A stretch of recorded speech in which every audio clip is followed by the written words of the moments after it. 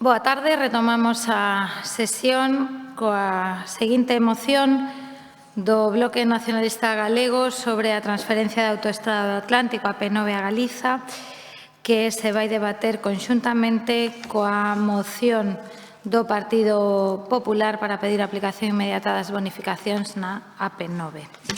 Non constan enmendas a ningunha destas mocións. 4 minutos para o debate. Empeza o señor Jorquera. Grazas, señora alcaldesa. Para non reiterar os argumentos que xa introducimos na exposición de motivos, vou artellar esta intervención en torno a dúas anécdotas persoais. Hai 4 anos fixen un percorrido turístico coa miña muller polo norte de Nafarroa e dende ali atravesamos os Pirineos para ir ao País Vasco francés.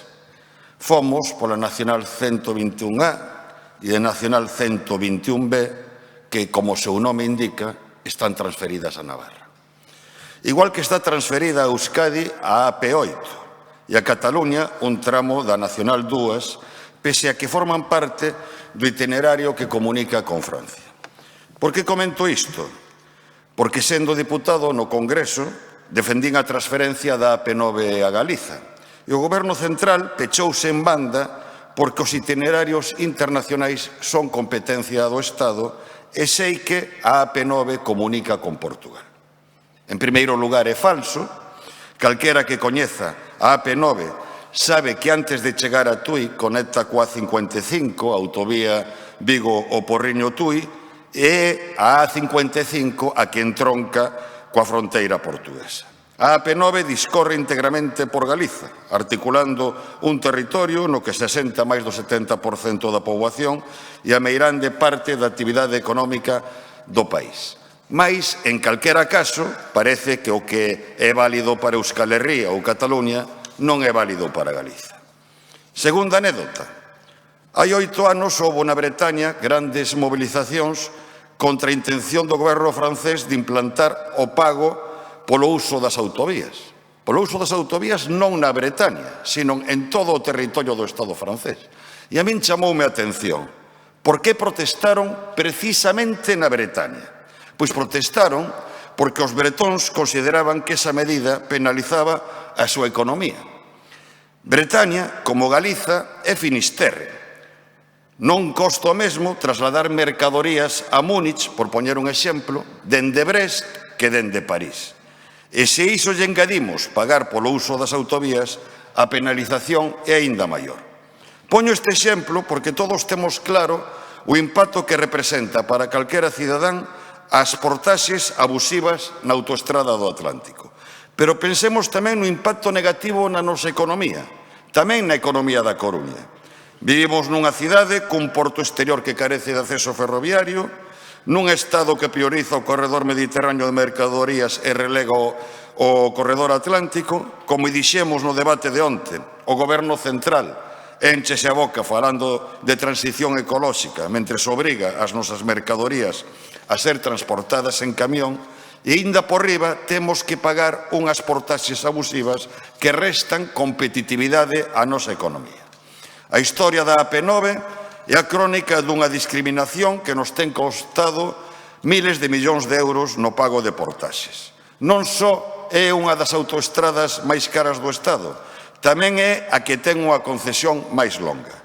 Tiña que caducar en 2013 e, froito de ampliacións sucesivas dos gobernos González e Aznar, caducará en 2048. Nada máis e nada menos que 75 anos de concesión. Conseguir a transferencia é o primeiro paso para acabar con esta discriminación histórica. Pero, ademais, é preciso que se efectivice canto antes a rebaixa das peaxes na AP9 comprometida polo Partido Socialista no acordo de investidura co BNG. Unhas rebaixas históricas só pendentes de materializarse e para as que o Goberno central dispón de 55 millóns de euros nos orzamentos de 2021 despois do acordo co BNG que acabo de citar. Por estas razóns, solicitamos o voto favorável a esta moción. Moitas grazas. Moitas grazas, señor Jorquera. Polo Partido Popular, señora Gallego. Sí, muchas gracias. Buenas tardes a todos. Hablaba el señor Laje en la anterior moción, en la de Naturgy, de la capacidad de persuadir después de la reunión del martes, en fin. Aplíquense la receta, señor Laje, pero es que también se la pueden aplicar con la AP9. Yo no me voy a retrotraer al Antiguo Testamento porque no tengo tiempo, ni de la navallada que decía el Belén Negá, ni los Reales Decretos 2006, 2011, 2018 del Partido Socialista, que hasta llegó a bonificar audaz al impuesto de sociedades. Prefiero hablar del futuro, sin reproches ni crispación, de la unanimidad del Parlamento de Galicia y de la defensa conjunta en el Congreso de los Diputados por parte de todos los grupos que tienen, todos los partidos que tienen representación en el Parlamento gallego. Con esta moción lo que pedimos es un sistema de bonificación que rebaje el precio de los viajes en la AP9, dejar sin efecto las nuevas subidas extraordinarias previstas para financiar las obras de ampliación de la autopista. Exigimos la convocatoria de la Comisión Conjunta de la AP9 para abordar con la Xunta el modelo de bonificaciones y avanzar en la transferencia a Galicia de la titularidad de la autopista con los recursos necesarios para acometer las obras pendientes y para su idónea gestión. La AP9 es una infraestructura básica y vital en la dinamización económica y social de la comunidad autónoma. Es un eje vertebrador que recorre la geografía gallega de norte a sur en su franja atlántica, en la que se concentra alrededor del 60% de la población y que conecta además 5 de las grandes ciudades gallegas. El Gobierno de España anunció a finales del año pasado y coincidiendo con la presentación de los presupuestos generales del Estado de 2021 una serie de actuaciones sobre los peajes que no se están aplicando en esta autopista, como la bonificación de las tarifas y la invalidación de las subidas extraordinarias anuales. No solo no cumplió ninguno de sus compromisos, sino que además permitió a la concesionaria aumentar las tarifas, desoyendo el dictamen del Consejo Consultivo de Galicia, que considera este incremento extraordinario nulo de pleno derecho. La subida de los peajes redunda en el agravio comparativo del que vienen siendo objeto los gallegos con respecto al resto de las autopistas de competencia estatal, donde la tendencia de los peajes es a la baja. El pasado 1 de enero, la autopista que más subió sus peajes por cuarto año consecutivo fue la AP9, la más cara de España. Discriminaciones con Galicia constantes. Ayer hablábamos del tren a Langosteira o la deuda del puerto exterior. Hoy hablamos de la AP9. Además de las deficiencias detectadas en la autopista que ponen en entredicho la seguridad y calidad del servicio, continúan sin liberarse los peajes comprometidos y pendientes desde 2018.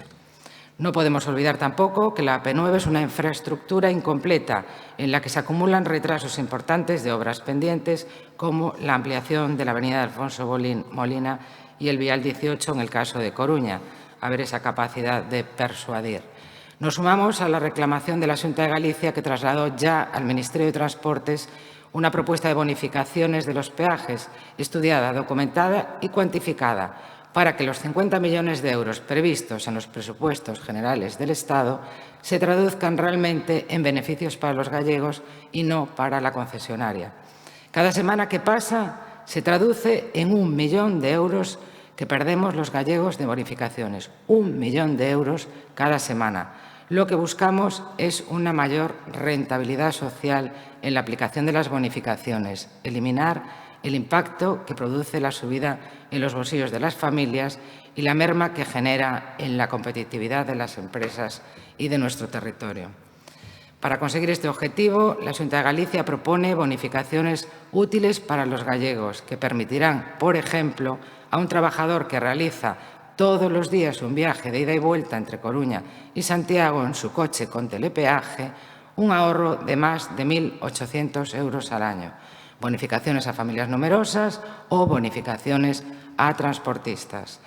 Consideramos, y ya lo dijimos, esperpéntico e incomprensible el voto en contra de esta moción por parte del Partido Socialista en la Diputación. El resto de grupos votaron a favor, todos los menos el Partido Socialista. Pero bueno, a ver qué hacen aquí, porque el Partido Socialista vota en cada administración una cosa diferente, a ver con qué nos sorprenden. Muchas gracias. Moitas grazas, señora Gallego. Señora Faraldo, seu turno. Moitas gracias, señora alcaldesa. Bueno, con respecto á P9, todas as iniciativas para a súa recuperación son poucas e teñen xa un longo percorrido en canto á denuncia do abuso nas tarifas da mesma. Non? Pola nosa parte, desde Podemos, exploramos unha nova vía que creemos pode dar froitos definitivos. O creemos con humildade, pero traballaremos con intensidade. Vimos de presentar unha iniciativa no Congreso que é o resultado dunha investigación xurídica en relación á ampliación que se fixo da concesión da AP9 a Audasa ata o 2048. Deixo algunhas claves da proposta. No ano 2000, Aznar, entendo que a señora Rosa Gallego non quera falar de pasado, pero non nos queda máis remedio. Insisto, no ano 2000, Aznar ampliou a concesión da AP9 a Audasa ata o ano 2048 a cambio de construir un tramo novo da autoestrada entre Fene e Ferrol. Son uns 9 kilómetros que non estaban contemplados inicialmente no primeiro decreto da AP9 asinado en 1973, que recollía que a autoestrada uniría Fene coa fronteira con Portugal. Ese tramo costoulle a Audasa 117 millóns de euros. A normativa europea é clara ao respecto, así como as normas propias do Estado en materia de contratación, que nos din que unha obra, como un tramo novo, non pode adxudicarse de maneira directa, sino que ten que sair a licitación, algo que aquí non sucedeu. Aznar adxudicou a Audasa de maneira directa este tramo. Instamos, polo tanto, ao Ministerio de Transporte a que revise este decreto e o anule por incumprir a normativa europea. Se iso acontece, non valería nada do que nel se recolle, entre outras cuestións, a ampliación da concesión ata o 2048, posibilitando a recuperación da infraestructura a partir do 2023. Todo isto evitaría ao Estado que o Estado teña que aboar a Audasa cada ano a cantidade correspondente en bonificacións ata o fin da concesión, así como destinar miles de millóns a recuperar a infraestructura antes do 2048. Dixemos, sempre desde Podemos, que a P9 ten que ser pública e gratuita. Estamos traballando para que así sexa, sin estridencias, nin cuestión performativas, palabra que gusta moito neste pleno, buscando liñas de traballo que podan ser viables e nos conduzcan a ese obxectivo. Chegaremos hasta as últimas consecuencias, incluso pola vía judicial, neste peregrinar ata conseguir a devolución da autoestrada, pero non nos vamos a parar en atallos. Non lle vamos a entrar ao xogo a un PP que reclama agora o que, o dixen onte, tamén, tras anos nas tres administracións, non reclamou o que agora reclama. Polo tanto, me abstendrei na votación. Moitas gracias. Moitas grazas, señora Faraldo. Pola Marea Atlántica, señor Lema. Ben, boa tarde. Desexamos de moita sorte a Podemos nesa iniciativa. Esperamos que teña un bo resultado. Non deixa de ser tamén unha posición un pouco vantaxista, non? Estar ao mesmo tempo no goberno e na oposición, pero eu, a nivel de contido, non podo máis que estar de acordo, non? Ben, dicía a ortodoxia socialdemócrata que había diversos servizos que o Estado tiña que intentar controlar de xeito máis ou menos monopolístico. Entendíase que era a enerxía, que se debateu anteriormente, a comunicación, o transporte, tamén a banca, e vemos como estamos nun período no que o Estado español carece prácticamente de empresas públicas en ningún destes sectores. E agora estamos no período das consecuencias de todas esas políticas privatizadoras dos 90 que nos deixan este panorama, o panorama de unhas empresas privadas que teñen collido polo mango da sartén determinados servizos públicos esenciais, como son a comunicación, como a enerxía, ou como son tamén os transportes. Xa sei que a xente parece que non lle gusta que se equiparen, que se igualen certas cuestións de política económica do Partido Popular e do Partido Socialista, pero que é así.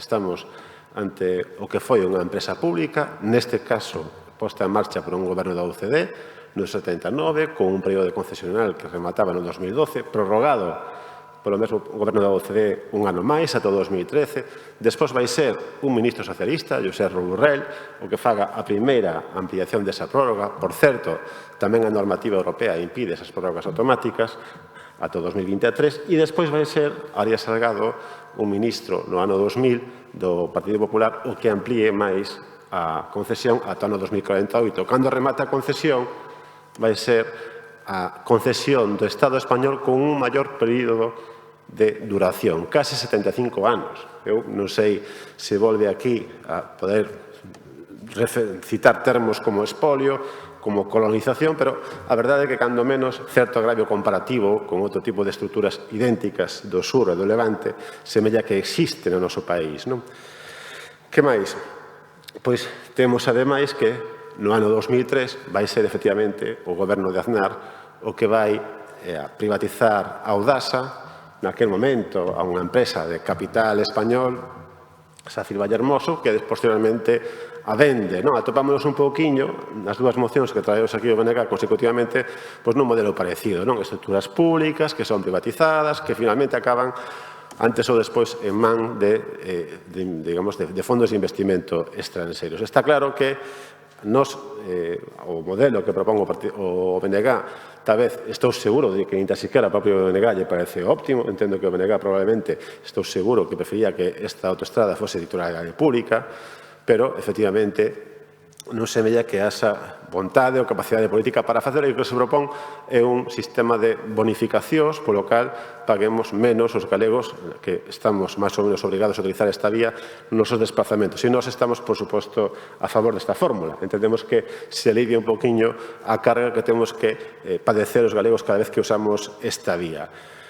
Pero, bueno, este sería o discurso, digamos, de mínimos, o discurso que estamos obrigados a facer, pero un discurso un pouco máis de máximos. Eu creo que compre que fagamos certa reflexión sobre que rol vai manter o Estado en adiante en relación coa actividade económica, porque estamos vendo que estamos sempre reproducindo os mesmos discursos de apelar a que se tomen decisións que revirtan outras que, por exemplo, neste caso o Partido Popular adoptou no seu momento e que veñen pola vía da privatización de infraestructuras e de servizos que antes eran públicos e que son esenciais para a vida das persoas. Entón, eu creo que pasemos a tratarnos con certa honestidade mutua. Decía antes, citando a ministra Reyes Maroto, que a semana pasada indicaba que se vai inhibir, no caso da compra por un grupo de investimentos australianos, do que non deixa de ser, entre outras cousas, saltos de auga que hai en Galicia. Isto é o punto final de toda unha triste historia de unha venta, finalmente, de capitais e activos de todo un país. Non lle vou poñer aquí nome ao país, cada quen ten o seu, pero é a historia que estamos padecendo e realmente, ainda que aprobemos esta moción, creo que o que hai de fondo é un debate moito máis profundo sobre o modelo económico que hoxe está fracasando. A alcaldesa xa vou rematando e que se pon de manifesto na tremenda incidencia que teñen estes impactos como son o da pandemia diferencial no Estado español respecto de outros países do seu entorno. Está claro que aquí este Estado non dispón do músculo, digamos, das ferramentas financeiras e, digamos, desa base que poida resistir os embates que periódicamente vai padecer a nosa economía completamente terciarizada e exposta aos capitais especuladores transnacionais. Entón, realmente, os que con unha man exercen de patriotas, coa outra exerceron de ben de patrias. E os estamos nese período das consecuencias de todo o modelo económico fracasado. Nada máis e moitas grazas. Moitas grazas, señor Lema. Señor Laje, o seu turno.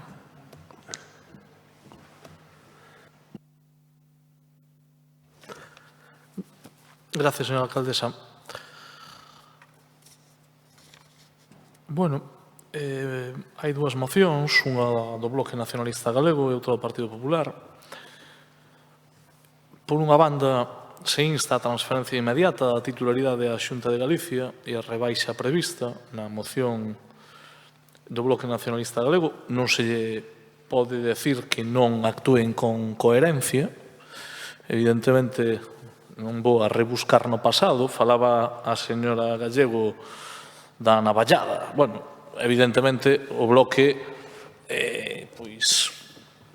ten a súa historia e, desde logo, non ten no seu haber ter sido precisamente unha organización visionaria do progreso de Galicia. É dicir, sempre tivo unha posición que, desde logo, creo que non estivo nos cambios relevantes deste país, evidentemente, pero teñen dereito a mudar, a cambiar, a estar no ámbito institucional e a ser unha organización confiable.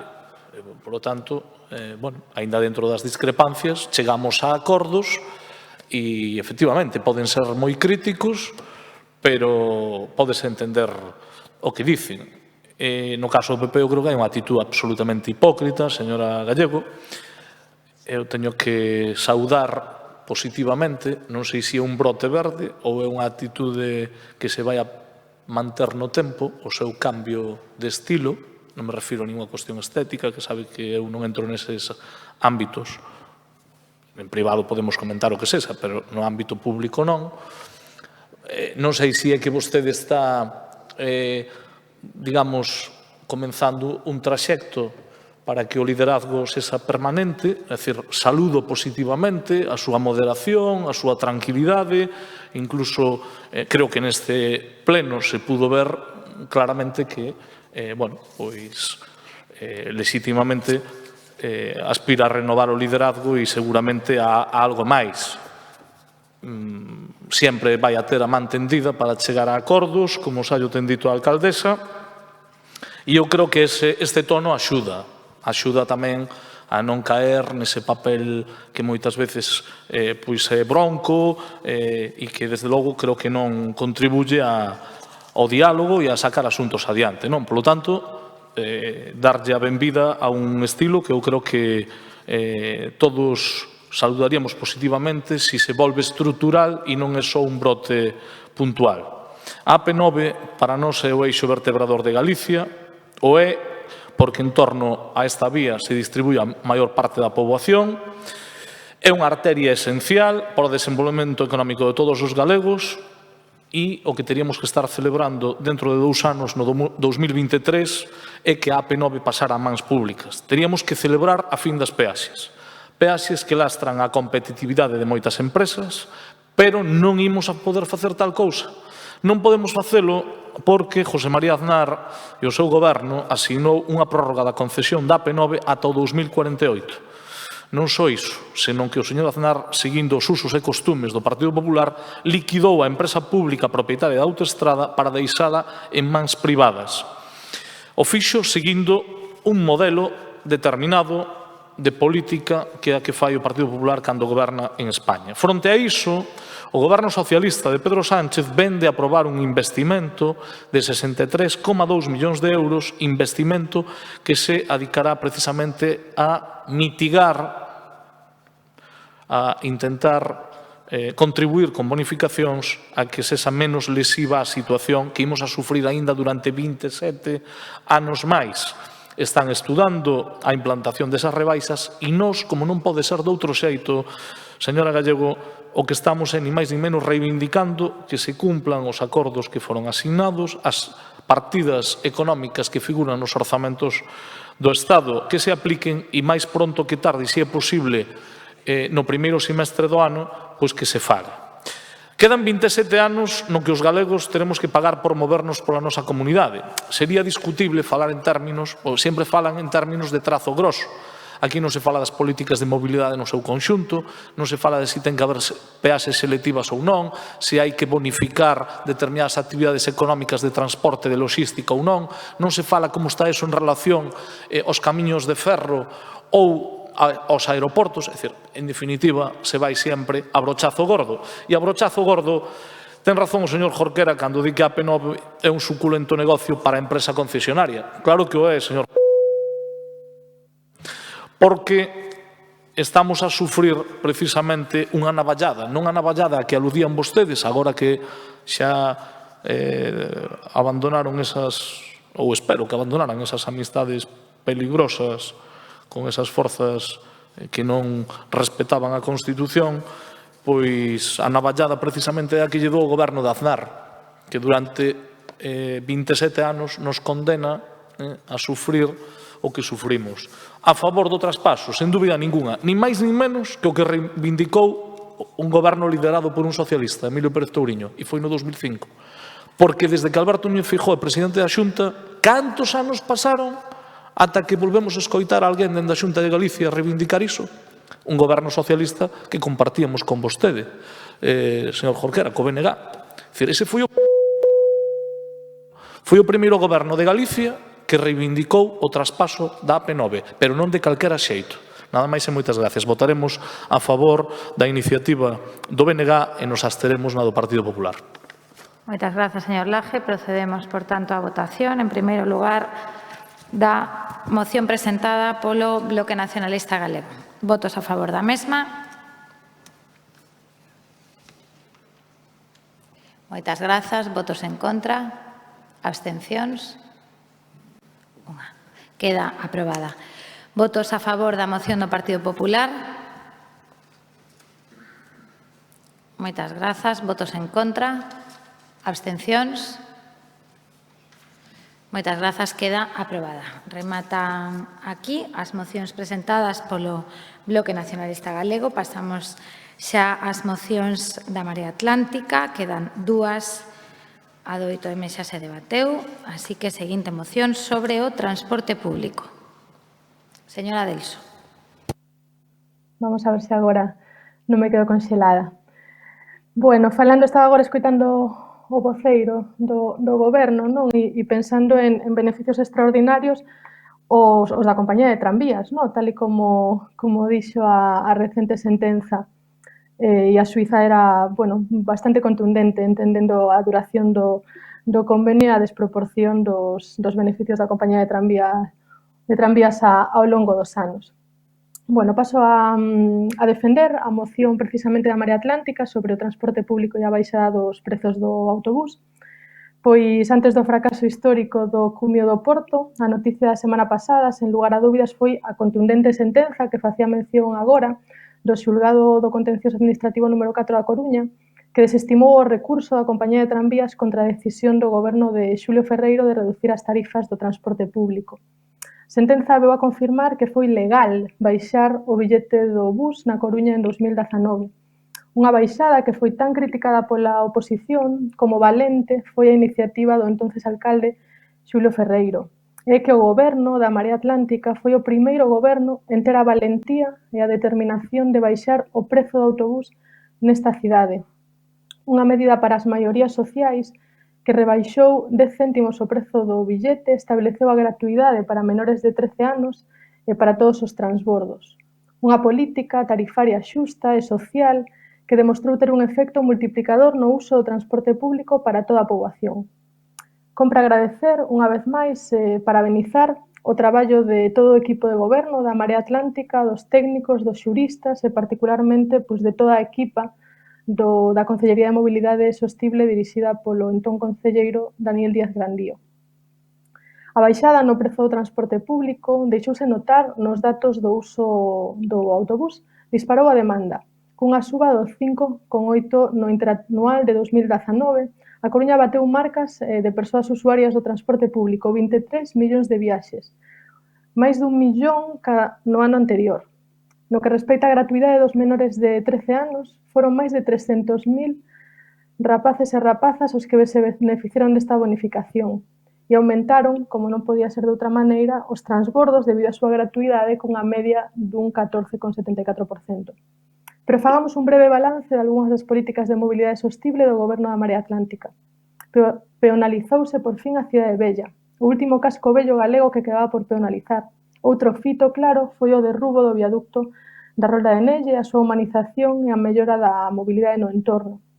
Iniciouse todo o procedemento para a remunicipalización de varios aparcadoiros da cidade, que deberían ter culminado, por certo, neste mandato, se non fose porque o actual goberno municipal os mantén dende fai máis dun ano, pois nun caixón, nun claro exemplo da dificultade que ten este goberno local para pechar con unha das tantas pesadas mochilas vazquistas.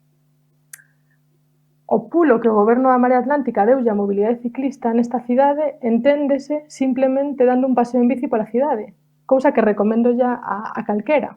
Duplicáronse os quilómetros de carril bici que había, chegando ata os 35 quilómetros en mandato, e deixamos moitos quilómetros novos proxectados que agora se están executando e que a veciñanza pois xa pode desfrutar.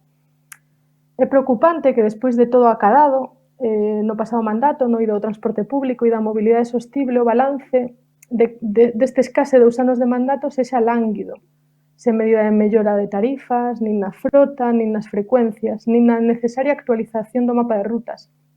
Cando é máis que sabido que temos un mapa de liñas completamente obsoleto e que non responde ás necesidades dos barrios nin da realidade metropolitana na que vive a maioría da poboación, tampouco coñecemos avances no estudo para a implantación dunha tarxeta Millennium sen barreiras para persoas en situación de vulnerabilidade con diversidades funcionais, que foi acordado, por certo, coa Marea Atlántica no Pacto de Investidura.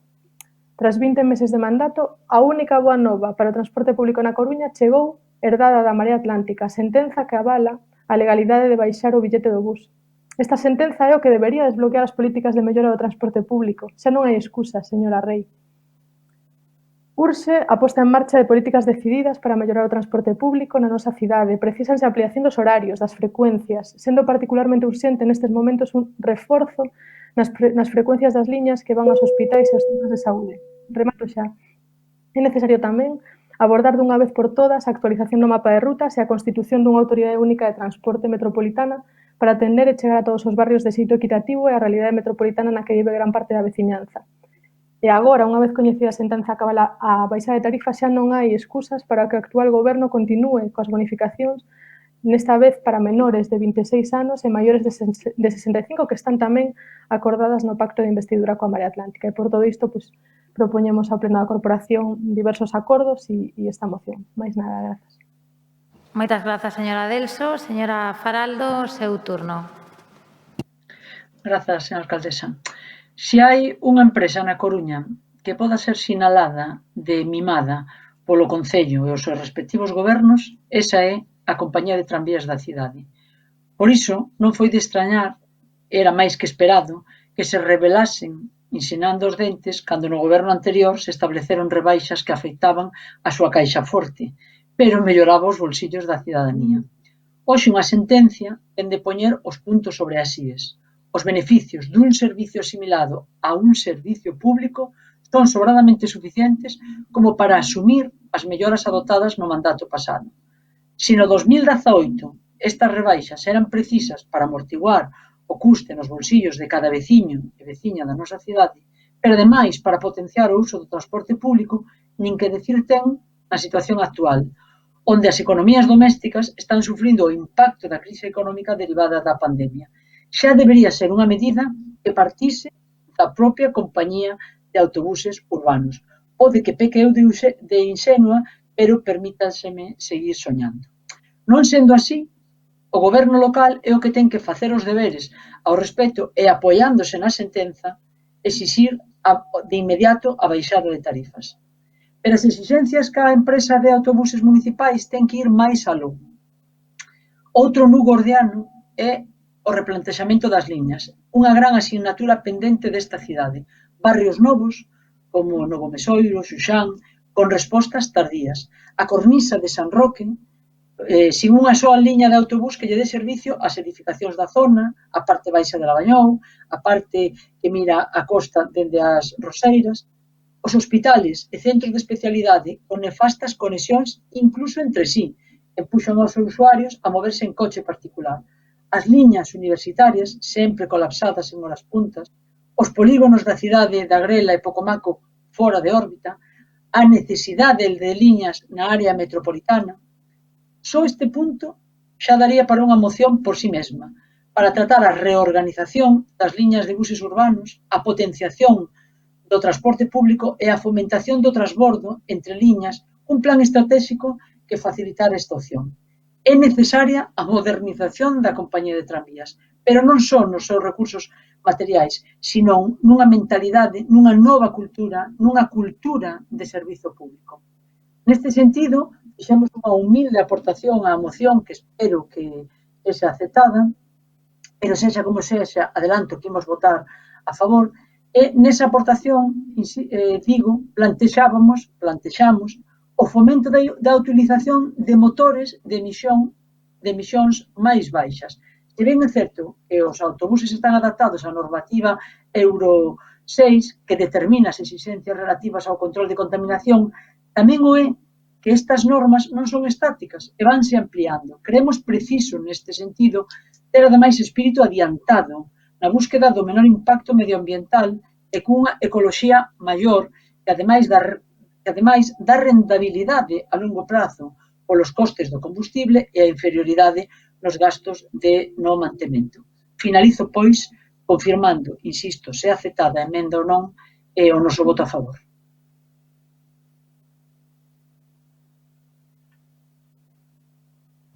Moitas grazas, señora Faraldo. Polo Bloque Nacionalista Galego, señora Beira. Sí, grazas, señora alcaldesa.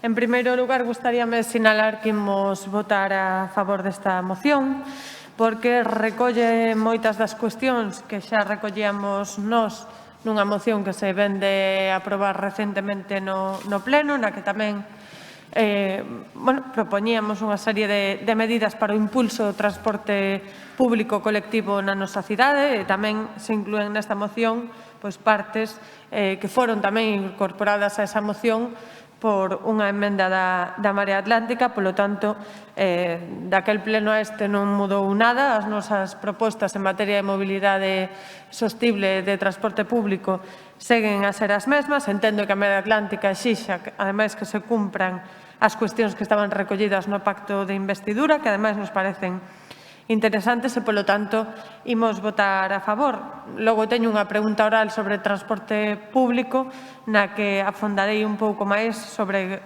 cales creo que son algúns dos deberes que temos aínda pendentes e que son complementarios tamén a esta moción.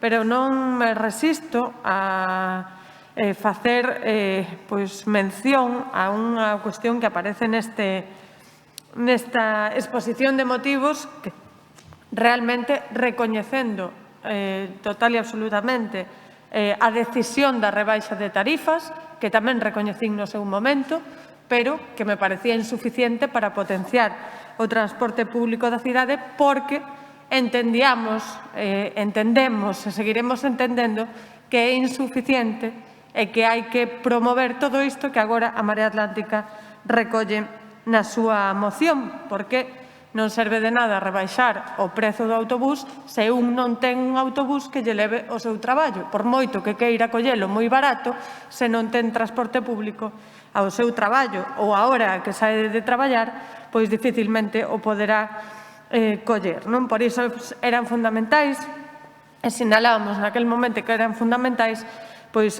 outras medidas complementarias a rebaixa do prezo. E, ademais, é que o BNG sempre foi moi crítico cos excesivos beneficios da compañía de tranvías por xestionar un transporte público e, realmente, non ofrecer melloras nese transporte público en cuestións sustanciais como horarios, frecuencias, mapas de rutas e demais, e, ademais, con outra cuestión, que é que os sucesivos gobernos municipais non foron o suficientemente valentes como para exixirlle á compañía de tranvías pois que mellorase eses servizos cando teñen a potestade, porque o regulamento de transporte público así lle dá ao Concello da Coruña a potestade de regular o propio transporte na cidade e, evidentemente, pódese facer en colaboración coa compañía de tranvías, pero ten que haber unha valentía dos propios gobernos municipais e non a houbo até o de agora, non? Polo tanto, eu recoñézolles a cuestión do prezo, pero non intenten gabarse dunha maravillosa política de mobilidade por parte da Marea Atlántica no pasado mandato, porque non a houbo. Non a houbo, fomos testemunhas todas e todos de que non a houbo, e moitas das cousas que se piden nesta moción xa eran necesarias hai 4 anos, xa eran necesarias no pasado mandato e non se impulsaron. En todo caso, estamos de acordo, xa temos proposto en reiteradas ocasións e, polo tanto, votaremos a favor. Moitas grazas, señora Beira. Polo Grupo Popular, señor Deus. Grazas, señora alcaldesa. Presentan unha moción para anunciar outro hito histórico, a los que últimamente nos estamos acostumbrando con demasiada frecuencia para luego acabar con las expectativas por los suelos. Lo que presentan hoy no es ni más ni menos que la crónica de otro enfrentamiento más, a los que tanto nos tenían acostumbrados. En su mandato se enfrentaron a todas las administraciones, al Estado, a la Xunta, paralizando inversiones claves para la ciudad. Desde la intermodal, gracias a su aportación, hoy somos la última de las grandes ciudades sin esta obra imprescindible, la ampliación de Alfonso Molina, el Centro de Salud de Santa Lucía, cuánto lo echamos de menos los vecinos en estos momentos, el mercado de Monte Alto, paralizando la licitación de una obra con un proyecto ya consensuado, el Remanso, paralizando una obra ya adjudicada e indemnizando a la empresa, enfrentamientos con el puerto, etcétera, etcétera, etcétera. Y, por supuesto, la compañía de tranvías no podía escapar en ese currículum de enfrentamientos. Ya iniciaron las hostilidades en el año 2016, dando por terminada la concesión. En aquel momento, los juzgados dieron la razón a la concesionaria. Pero como ahí no podía quedar la cosa, antes de acabar su mandato tenían que pasarle factura y aplican unilateralmente una bajada de las tarifas y les obligan a aplicarla a la concesionaria. Tanto les costaba llevar a cabo la misma propuesta negociando y dialogando con la compañía de tranvías. Es muy cierto que cuando las relaciones se basan en la desconfianza y el no diálogo, las consecuencias pueden ser desastrosas para el interés público. Muestras sobradas tienen en su mandato, desde el pago de las obras de la Marina que judicializaron y perdieron, pasando por los temas de los pisitos en los juzgados. Ya hay sentencias diciendo que la compra fue ilegal, o la sentencia de la urbanización de Náutica. La sentencia, como ustedes saben, esta sentencia no es firme. Y desconociendo la decisión que tomará la concesionaria, estos temas judiciales los carga el diablo. Sean prudentes. En su mandato, su concejalía de inmovilidad fue una más en presentar unos resultados penosos. No solo no hicieron nada de lo que hoy solicitan en esta moción, también le digo que en algunos puntos podemos estar de acuerdo, sino que la situación general de la movilidad empeoró sustancialmente en esos 4 años. Falta de mantenimiento en vías públicas, señalización deficiente y sin conservación, un carril bici hecho en los minutos de descuento sin pensar y manifiestamente mejorable, no fueron capaces de reformar el mapa de líneas que ahora solicitan, se gastaron más de 600.000 euros en un documento que poco aporta, etcétera, etcétera. Por lo tanto, de poco pueden presumir. Tal ha sido la falta de diálogo de su mandato que el retraso en la implantación del transporte metropolitano hasta el centro de la ciudad también sufrió su parálisis. Por tanto, diálogo, consenso, acciones pactadas con los agentes implicados para adoptar decisiones que mejoren la vida de los ciudadanos. Y en materia de movilidad, y siempre lo decimos, ese consenso es imprescindible y se lo recordamos también al Gobierno municipal. El PP en su mandato ya implantó medidas de mejora de las tarifas del bus urbano, pero desde el acuerdo con la concesionaria. Frente a esta forma de actuar se encuentra la Xunta de Galicia, que desde el consenso y el acuerdo con los municipios ha implantado el servicio de bus metropolitano en nuestra área, con un sinfín de paradas y frecuencias desde todos los municipios y priorizando, como sabe, la conexión con los hospitales, los polígonos industriales y de estos entre sí. También la implantación de la tarjeta Xoven, con gratuidad para los menores de 21 años. Pero en su compromiso de mejora del servicio público de transporte, la Xunta ha aprobado la extensión del transporte metropolitano al conjunto de la comunidad autónoma en el segundo semestre de este año. El área de transporte de Galicia supondrá una inversión anual de 10,3 millones de euros, de los cuales 7,7 millones serán aportados por la Xunta. Esta es la forma de actuar, con diálogo y participación de todos. En el transporte urbano de Coruña, por supuesto que es necesario hacer ajustes y nuevas aportaciones y tarifas, desde el consenso y el acuerdo, empezando por esa tan demandada reforma de las líneas, ya que se han quedado obsoletas puesto que la ciudad ha cambiado y sus necesidades también. Por supuesto, también la implantación de horarios y frecuencias en determinados días y horas, o las campañas de información que garanticen un uso seguro del transporte público también son muy necesarias en este momento. Es clara nuestra apuesta por el transporte público en nuestra ciudad, con la mejora del servicio desde el acuerdo con la concesionaria, así como consideramos imprescindible la coordinación y la colaboración del Concello con la Xunta para lograr un adecuado funcionamiento del transporte metropolitano. Anunciamos nuestra abstención en esta moción. Muchas gracias. Moitas grazas, señor Deus. Señor Díaz Villoslada, polo Goberno Municipal.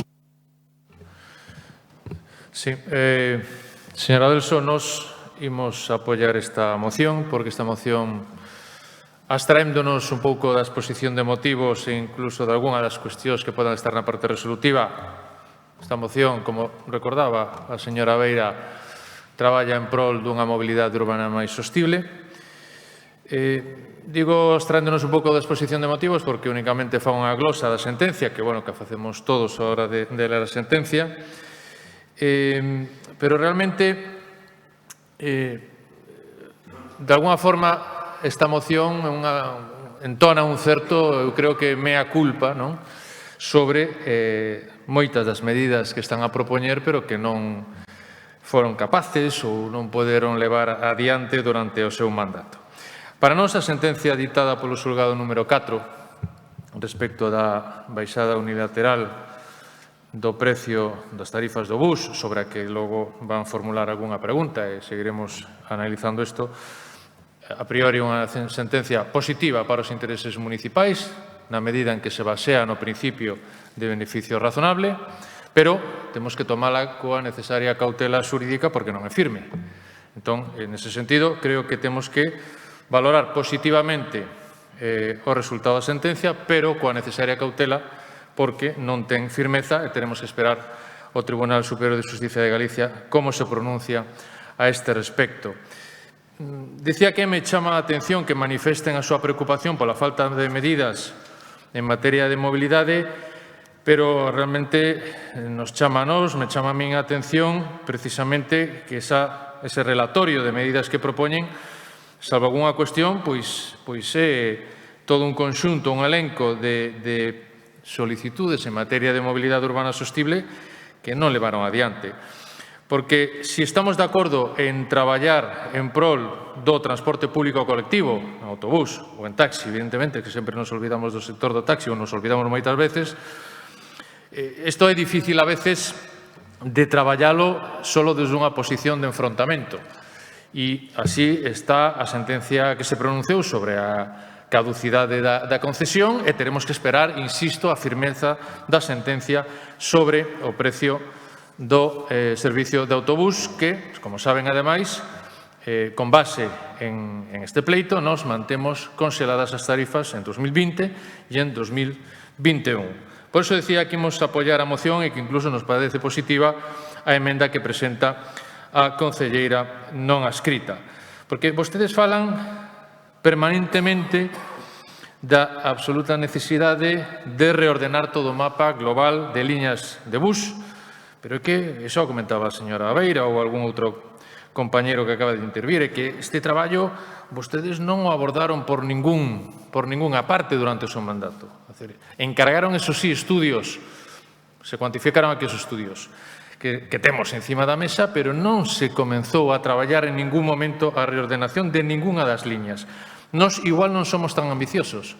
Sempre falei dunha reordenación progresiva e estamos traballando, como dixen no pleno anterior, no que debatimos sobre esta cuestión, coa mellora das líneas de Novo Mesoiro, coa mellora das líneas que poden unir dunha forma máis rápida a Praza de Pontevedra con a Grela e con Marineda, Se introduciu, e é certo, unha serie de liñas que melloran as conexións urbanas e metropolitanas, por exemplo, co Hospital da Venta e Lago, ou non podemos discutir a eficiencia das liñas de conexión co campus del Viña. Todo isto nun contexto, evidentemente, no que a pandemia, a COVID-19 durante 2020 o que vai de 2021 está lastrando en toda e, polo tanto, tamén a nosa cidade, que produciu unha caída de viaxeiros do 40%, evidentemente, a confianza no transporte público colectivo, que é algo que sí que temos que reforzar. Pero, como digo, nós, e remato, imos apoiar esta moción porque fala de moitas das medidas que estamos a traballar, pero que, eu o digo con máximo respeto, pero que vostedes durante o mandato anterior, máis alá de ultimar un carril bici, que apoiamos, pero que hai moito que mellorar, e de traballar algunha cuestión puntual, pois non foron quen de poñer en marcha. Nós estamos traballando en ese sentido e por iso imos apoiar, como decía, esta moción. Moitas gracias, máis nada. Moitas grazas, señor Villoslada. Señora Adelso, aceptan a emenda presentada pola concelleira non escrita. Por lo tanto, procedemos á votación desta moción. Votos a favor. Moitas grazas. Votos en contra. Abstencións? Moitas grazas. Queda aprobada. Terceira e última moción da Marea Atlántica sobre o barrio de Monte Alto e o seu equipamento de proximidade. Hai unha emenda de adición da concelleira non adscrita. Sí, Señora de Adelso. novo. Sí. Sí, adiante. Bueno, efectivamente, logo falaremos un poquinho máis de todas as cuestións relativas á sentenza e tamén de transporte público, así que terei tamén ocasión de respostar algunhas cuestións que se dixeron anteriormente. Vou a centrarme agora nesta moción sobre o barrio de Monte Alto e os seus equipamentos de proximidade. Está claro que, permítame, un comentario, que está claro que este goberno municipal pois hai que empurrarlo, non? Para que faga o seu traballo e asumimos dende a oposición que parte do noso cometido. Pero, non deixa de sorprender que foi presentar esta moción, non? Consensuada con praceiras e praceiros do mercado de Monte Alto, coa Dirección da Escola Infantil Municipal, coa Asociación de Veciños, pois para que o goberno local reaccionase, aparecese onte polo mercado de Monte Alto a informar do que a xente estaba requerindo, non? Que hai información sobre cando se van a licitar as obras e, sobre todo, que vai a pasar co mercado mentres duren esas obras, non? Agora xa sabemos que haberá un mercado provisional na praza de Indalecio Prieto, non era tan difícil de dar esa información, non foi sen tempo, benvida sexa a nova e a información a chegada onte. Sen embargo, seguimos tendo e seguen tendo os praceiros e praceiras e a veciñanza pois algunhas preguntas sen resolver, non? Por exemplo, cando pensan licitar a obra e cando estiman que darán comezo esas obras, non? En todo caso, esta moción, como digo, foi consensuada co tecido social da cidade e nela recollemos distintas demandas.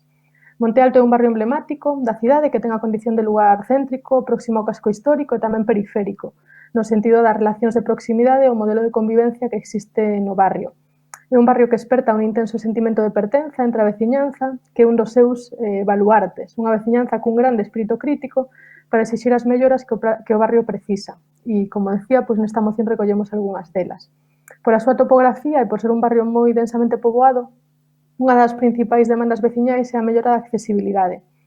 A entidade veciñal trasládanos á Rúa Marconi, o cruzamento coa Rúa Mondoñedo, como unha das vías que requiren unha atención preferente nestes momentos.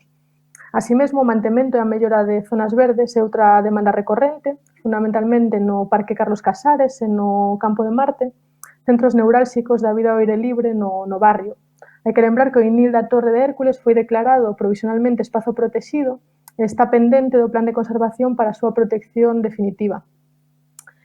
E, sen lugar a dúbidas, como dixen ao comezo, unha das infraestructuras de proximidade clave no barrio é o seu mercado e a praza que a conforman.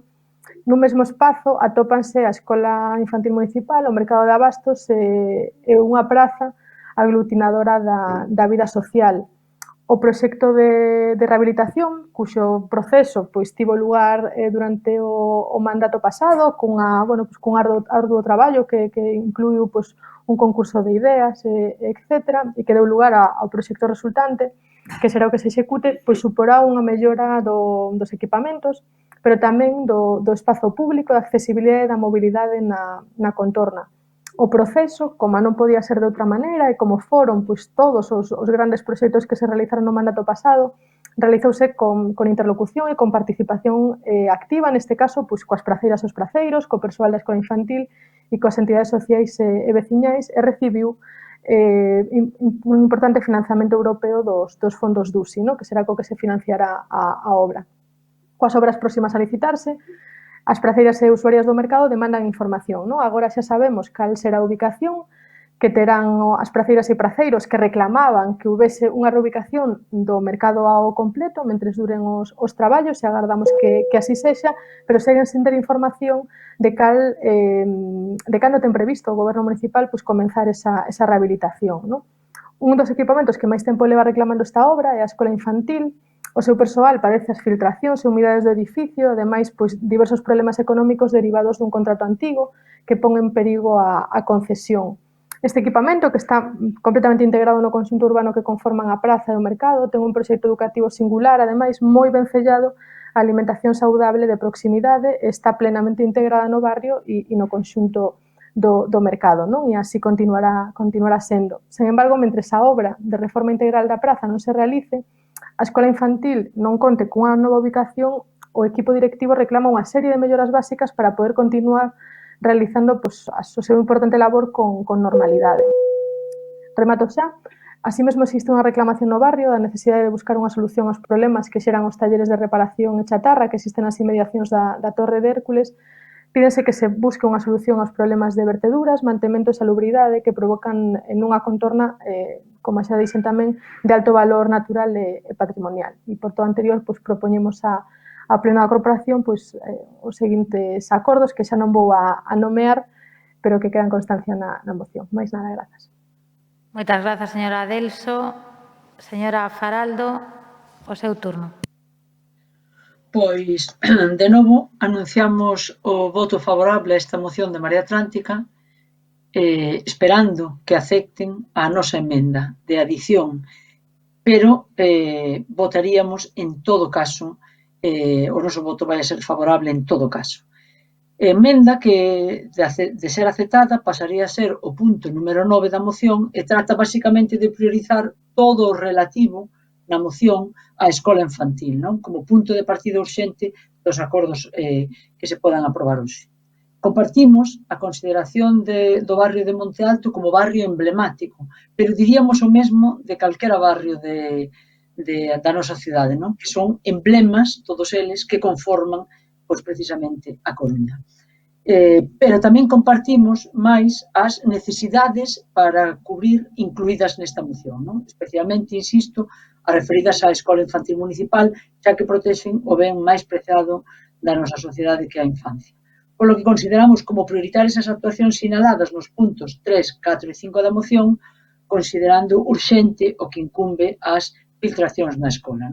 A solicitude dun calendario orientativo, que tamén incluímos na nosa emenda, sobre as accións para realizar non se fai con ánimo de exercer ninguna presión, sino como garante de ser acometidas cun calendario que estableza prazos de cumprimento. A confianza de que o equipo de goberno establecerá prazos realistas e razoables para levar a cabo as melloras e actuacións demandadas, algunhas das cuales escoitábamos o domingo na radio o señor Laje, que xa contaban con previsións e con plazos de licitación e execución. Pero iso non só non nos exime, sino que nos obriga a responsabilidade que temos como oposición para que fagamos o debido seguimento para garantir que os acordos neste barrio, como nos demais, cheguen a bo porto. É necesario, ademais, coñecer unhas datas aproximadas de posta en marcha das iniciativas coa vontade de que podan ser postas en coñecemento dos afectados e afectadas, da veciñanza do barrio de Monte Alto, canto antes, para, ademais, a súa maior tranquilidade. Por todo exposto, insisto, acéptese ou non se acepte a nosa demanda, o noso voto afirmativo para esta moción. Moitas grazas, señora Faraldo. Polo BNG, señora Veiga. Sí, pois simplemente sinalar que desde o BNG imos votar a favor desta moción. Todas as demandas sobre o barrio de Monte Alto son reais e realistas, son algunhas das que precisa o barrio, se cadra non son todas, pero sí que son algunhas delas.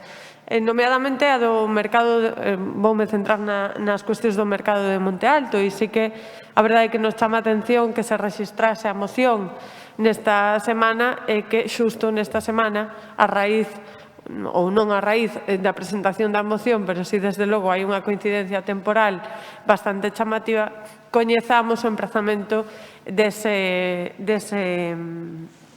mercado provisional, non? Que estaba pendente de coñecerse onde ia ser e que obviamente era unha inquedanza fundamental das praceiras e dos praceiros porque sabían que non ían poder exercer a súa actividade económica no mercado mentres estivese en construción, non? O novo mercado, pero non se daba concretado por parte do goberno local onde, non? Parécenos axeitado que se faga na Praza Indalecio Prieto, como falábamos antes o señor Villoslada e eu, tampouco hai moito máis espazo público no barrio de Monte Alto onde se poida emprazar un mercado provisional. Esperemos que ese mercado provisional satisfaga os praceiros e as praceiras e, sobre todo, que se execute canto antes esa rehabilitación ou esa reforma da Praza de Monte Alto que é máis que urxente. É dicir, é urxente por problemas que temos falado aquí neste salón de plenos importantísimos no aparcadoiro, problemas importantísimos que son diarios na escola infantil e que, ademais, debían de ser un problema de primeira orde porque estamos falando de humidades e de problemas importantes nunha escola infantil onde hai rapazas e rapaces moi pequenos, hai bebés aí dentro e, polo tanto, ten que ser absolutamente urxente esa reforma e que, mentres non se faga a reforma integral do mercado, si se acometan algunhas obras pequenas que poidan permitir que os nenos e as nenas poidan estar ben nesa escola infantil, porque a verdade é que a situación é absolutamente tremenda, non? Só hai que facer unha pequena visita para comprobalo. Simplemente reiterar o noso voto favorable a esta moción e nada máis. Moitas grazas. Polo Partido Popular, señor Varela. Muchas gracias, señora alcaldesa, y buenas tardes a todos. La moción presentada por el Grupo Municipal de Marea Atlántica sobre el barrio de Monte Alto y sus equipamientos de proximidad va a contar con el voto favorable del Partido Popular. No obstante, me gustaría compartir algunas reflexiones. En primer lugar, es difícil entender y explicar cómo, partiendo esta situación de un proyecto de reforma integral presentado en el 2015 por el Partido Popular, licitado y pendiente de adjudicar las obras, que consistía en la reforma integral del mercado de abastos y de la Escuela Infantil Municipal de Monte Alto, estemos hoy en peor situación de conservación y uso de ambos edificios. Cuando un partido gana en unas elecciones la facultad y la responsabilidad de gobernar, adquiere, entre otros muchos, el derecho a discrepar de los proyectos heredados. Los puede corregir o simplemente los puede eliminar. Esto último fue exactamente lo que pasó en el 2015. Este año, el Gobierno saliente y el Gobierno entrante, tan diferentes ideológicamente, sin embargo, coincidieron en que tanto el mercado como la escuela infantil necesitaban un proyecto de rehabilitación urgente para darle a aquel espacio tan importante en el barrio una nueva vida. Han pasado desde entonces, como diría Bertolt Brecht, muchas lunas navegando despacio por el cielo, en concreto las lunas correspondientes a 5 años y medio y a 2 etapas de gobierno de 2 partidos diferentes.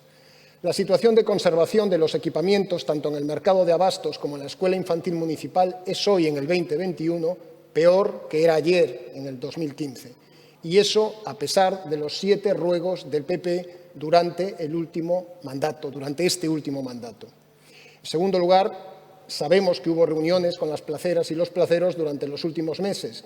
La realidad es que siguen estando desconcertados y, sobre todo, profundamente preocupados. Hablamos de un proyecto de rehabilitación que va a durar un mínimo de 2 años en un tiempo ya de por sí incierto y que va a significar la disminución de los puestos disponibles. Actualmente, independientemente de su ocupación, el espacio interior del mercado dispone de 25 puestos, una cafetería y 8 espacios exteriores. En total hay 34 locales que eran respetados por el proyecto del Partido Popular.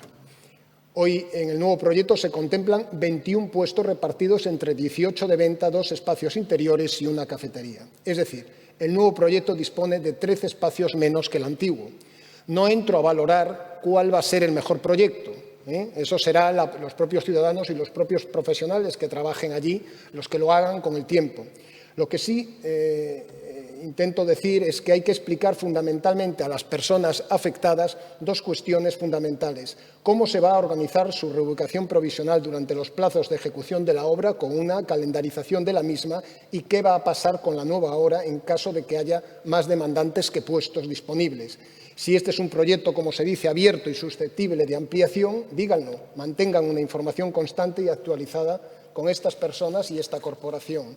En tercer lugar, el segundo edificio afectado es la escuela infantil. Me parece justo recordar que es un centro en el que el equipo docente lleva haciendo durante muchos años un extraordinario trabajo asistencial y educativo. Estamos hablando de que cuidan y educan a unos niños, a unos 40 niños en cada curso escolar desde los pocos meses de vida hasta los 3 años. Desde luego, no han merecido esta espera y, sobre todo, no merecen esta incertidumbre. Por último, me alegra mucho ver y, sobre todo, pido que haya una información urgente sobre el plan de conservación del entorno de la Torre de Hércules, declarado en diciembre del 19 por la Consellería de Medio Ambiente como espacio natural de interés local. La aplicación de medidas precisas para la conservación de los valores naturales, paisajísticos y ecológicos es una necesidad grande en un lugar que no solo es muy concurrido por los ciudadanos coruñeses, sino que además tiene un extraordinario valor identitario y emocional para nuestra ciudad. Muchas gracias. Muchas gracias, señor Varela. Polo Grupo Socialista, señora Sobral, para pechar o debate. Gracias, señora alcaldesa. Buenas tardes a todas y a todos. No resulta nada complicado para aquellas personas que vivimos en el barrio Monte Alto compartir y verbalizar ese sentimiento de pertenencia e identidad respecto a un barrio que posee el carácter abierto y mariñeiro, el dinamismo comercial y la actividad bohemia y sociocultural del conocido como Soho coruñés. Tampoco es difícil recordar que una de las líneas estratégicas de este Gobierno municipal es la voluntad de generar comunidad, de devolver espacios comunes a la ciudadanía para tejer renovados lazos sociales, lo que nos lleva a la humanización y modernización de todos aquellos elementos que, sumados, hacen barrio y ciudad. Por todo ello, hemos acometido un plan integral desde el mismo inicio de este mandato, de mejoras del espacio público y de los equipamientos del barrio Monte Alto. Sirva para ello y como ejemplo las actuaciones de limpieza y mantenimiento llevadas a cabo en la Escuela Infantil Luis Seoane y en la Escuela Infantil de Monte Alto, para la que además hay prevista una inminente reforma y conservación de cubiertas, que sé que es algo que nos preocupa a todos. Se han acometido actualizaciones importantes en los colegios Sanjurjo de Carricarte y Víctor López Seoane, así como en la antigua reivindicación, ya satisfecha por este Gobierno, de la ampliación del del comedor del Colegio Curros Enríquez, y se estudiará la implantación de becas comedor en las escuelas infantiles municipales. En los últimos meses hemos realizado, entre otras, las siguientes actuaciones: mejoras de accesibilidad en Ronda Monte Alto y Plaza del Parque, reurbanización de la vía Ártebra y de la calle San Fernando, reasfaltado de calles como Travesía Colón, instalación de un nuevo pavimento para el carril provisional de corredores que tan buena acogida ha tenido no solo entre los vecinos de Monte Alto, sino también entre los deportistas de toda la ciudad. Por otro lado, se encuentran en proceso de adjudicación las urbanizaciones de las calles Alcalde Abella y Rampa Matadero, entre otras. Asimismo, se está elaborando un plan para la recuperación de Campo de Marte y del Campo de Aleña, y se están ejecutando obras de remodelación y mantenimiento en el cementerio de San Amaro. En relación a la conservación del espacio natural de la Torre de Hércules, está a punto de finalizar la redacción del proyecto definitivo. Con respecto a la reforma del mercado de Monte Alto, que afectará positivamente a todo el barrio, hemos retomado el proyecto inconcluso del 2017, en el cual ustedes, señoras y señores de Marea Atlántica, dejaron sin presupuesto la ubicación del mercado provisional. Este Gobierno municipal ya tiene preparada toda la documentación para su licitación inmediata, con lo que en breve se podrá anunciar el inicio de la obra de reforma. Desde la Concejalía de Mercados estamos en contacto permanente. Como bien decía la señora Adelso, ayer estuvimos reunidos con los placeros y las placeras y así evitar, o sea, para explicarles todo el proyecto y así evitar, tal y como ustedes tenían previsto, mandar a casa a los placeros y placeras durante el tiempo de ejecución de la reforma, dejándolos sin trabajo y al mercado y al barrio sin mercado. Y porque se cree usted, señora Adelso, que una ubicación alternativa se consigue de la noche a la mañana, que van ustedes a hacerse la foto y por ese motivo nosotros improvisamos. Pues no, señora Adelso, las cosas no se hacen así. Llevamos varias semanas trabajando en connivencia con la Concejalía de Urbanismo para buscar la mejor alternativa, teniendo en cuenta, además, que cuando ustedes pudieron hacerlo, ni se les ocurrió. ¿Qué pasaría con los placeros? Vale, a los concesionarios se les indemnizaría, pero ¿y a los temporales? ¿Qué pasaría con ellos?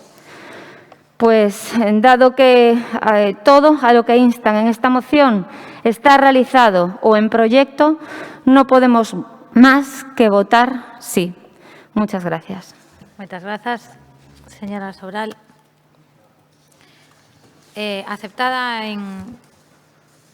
Aceptada a emenda presentada pola concelleira non adscrita, procedemos á votación desta moción. Votos a favor. Moitas grazas, queda aprobada por unanimidade. Remata o turno das mocións da Marea Atlántica.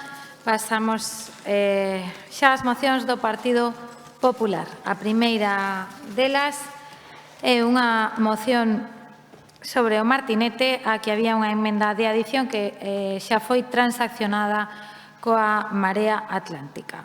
Ten a palabra para a defensa desta moción. Quen? Señora Gutiérrez.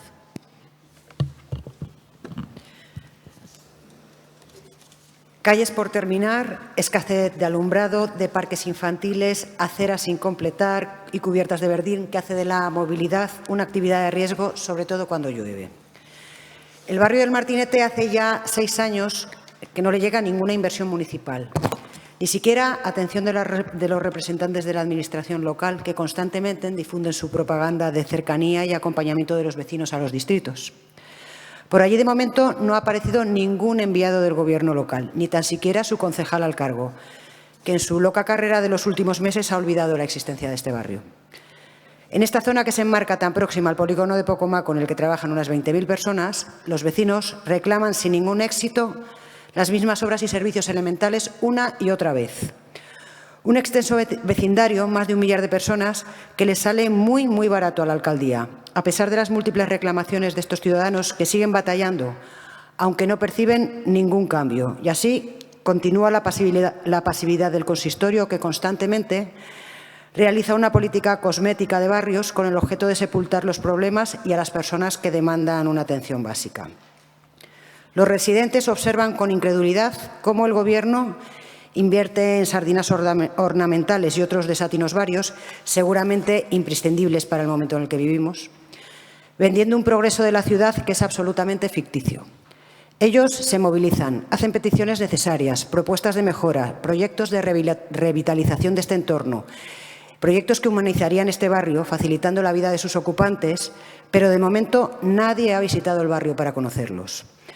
Para los que sí hemos hecho esta visita, encontramos que su propuesta es una carta de derecho que las administraciones locales deberían garantizar, puesto que trasladan cuestiones básicas con soluciones absolutamente triviales. Entre ellas, proceder a la limpieza del barrio, ya que en muchas zonas se acumulan residuos y enseres de tiempos ya remotos, especialmente en la bajada del río. Esto no solo es un problema de mantenimiento, porque también lo es de salubridad. Por allí juegan niños y jóvenes y se pasean las mascotas con gran riesgo de que puedan accidentarse. Proyectar y mantener zonas verdes que actualmente son muy escasas, aunque en el barrio existen grandes extensiones infrautilizadas y recuperables para este fin. Mejorar la accesibilidad y la seguridad vial, completando y renovando las aceras, dándoles las medidas que exige la normativa, finalizando su pavimentación, eliminando el verdín que tan arriesgado hace la movilidad a las personas mayores. Distribuyendo el mobiliario urbano necesario para cumplir con el objetivo de reciclado y recuperación que establece la norma. Diseñando y ejecutando rutas para el transporte urbano que comuniquen con comodidad este barrio, que está bastante aislado por esta vía, y faciliten la cohesión urbana con otros barrios. Y reduciendo la escasez de servicios que faciliten la socialización de los residentes. En resumen, que no solicitan nada más que una revisión de la situación en la que se encuentra y la normalización y humanización de su entorno. Tanto es así que ellos mismos disponen de un proyecto muy desarrollado que gustarían disponer al concejal correspondiente para que el concello lo conozca y valore sus propuestas. Por ello, le recomendamos a la concejala de Barrios que reduzca la propaganda y las fotografías e incremente la dedicación efectiva, porque Coruña es una gran ciudad, pero de tamaño reducido, lo cual facilita que todos sus barrios hayan podido ser visitados en estos últimos 2 años de gobierno. Lo que no se ha hecho, aunque parece increíble que todavía queden varios barrios sin visitar.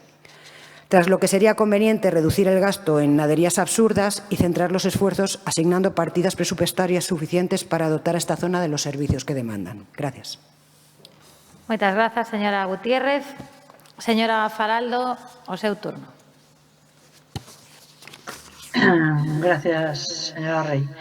Cando 4 de febreiro presentábamos ante o Pleno unha moción para un plan integral de accesibilidade peonil e rodada no barrio da segunda fase del Viña, Irloque, Martinete e Camiño da Igrexa, moción que, por outra parte, foi aprobada por unanimidade, entendíamos que nese plan integral se recollía o estudio de melloras globais para esta zona. É dicir, que a unanimidade do Pleno levaba a ser moito máis ambicioso, incluso a nosa propia moción, recoñezo, o plan integral aprobado.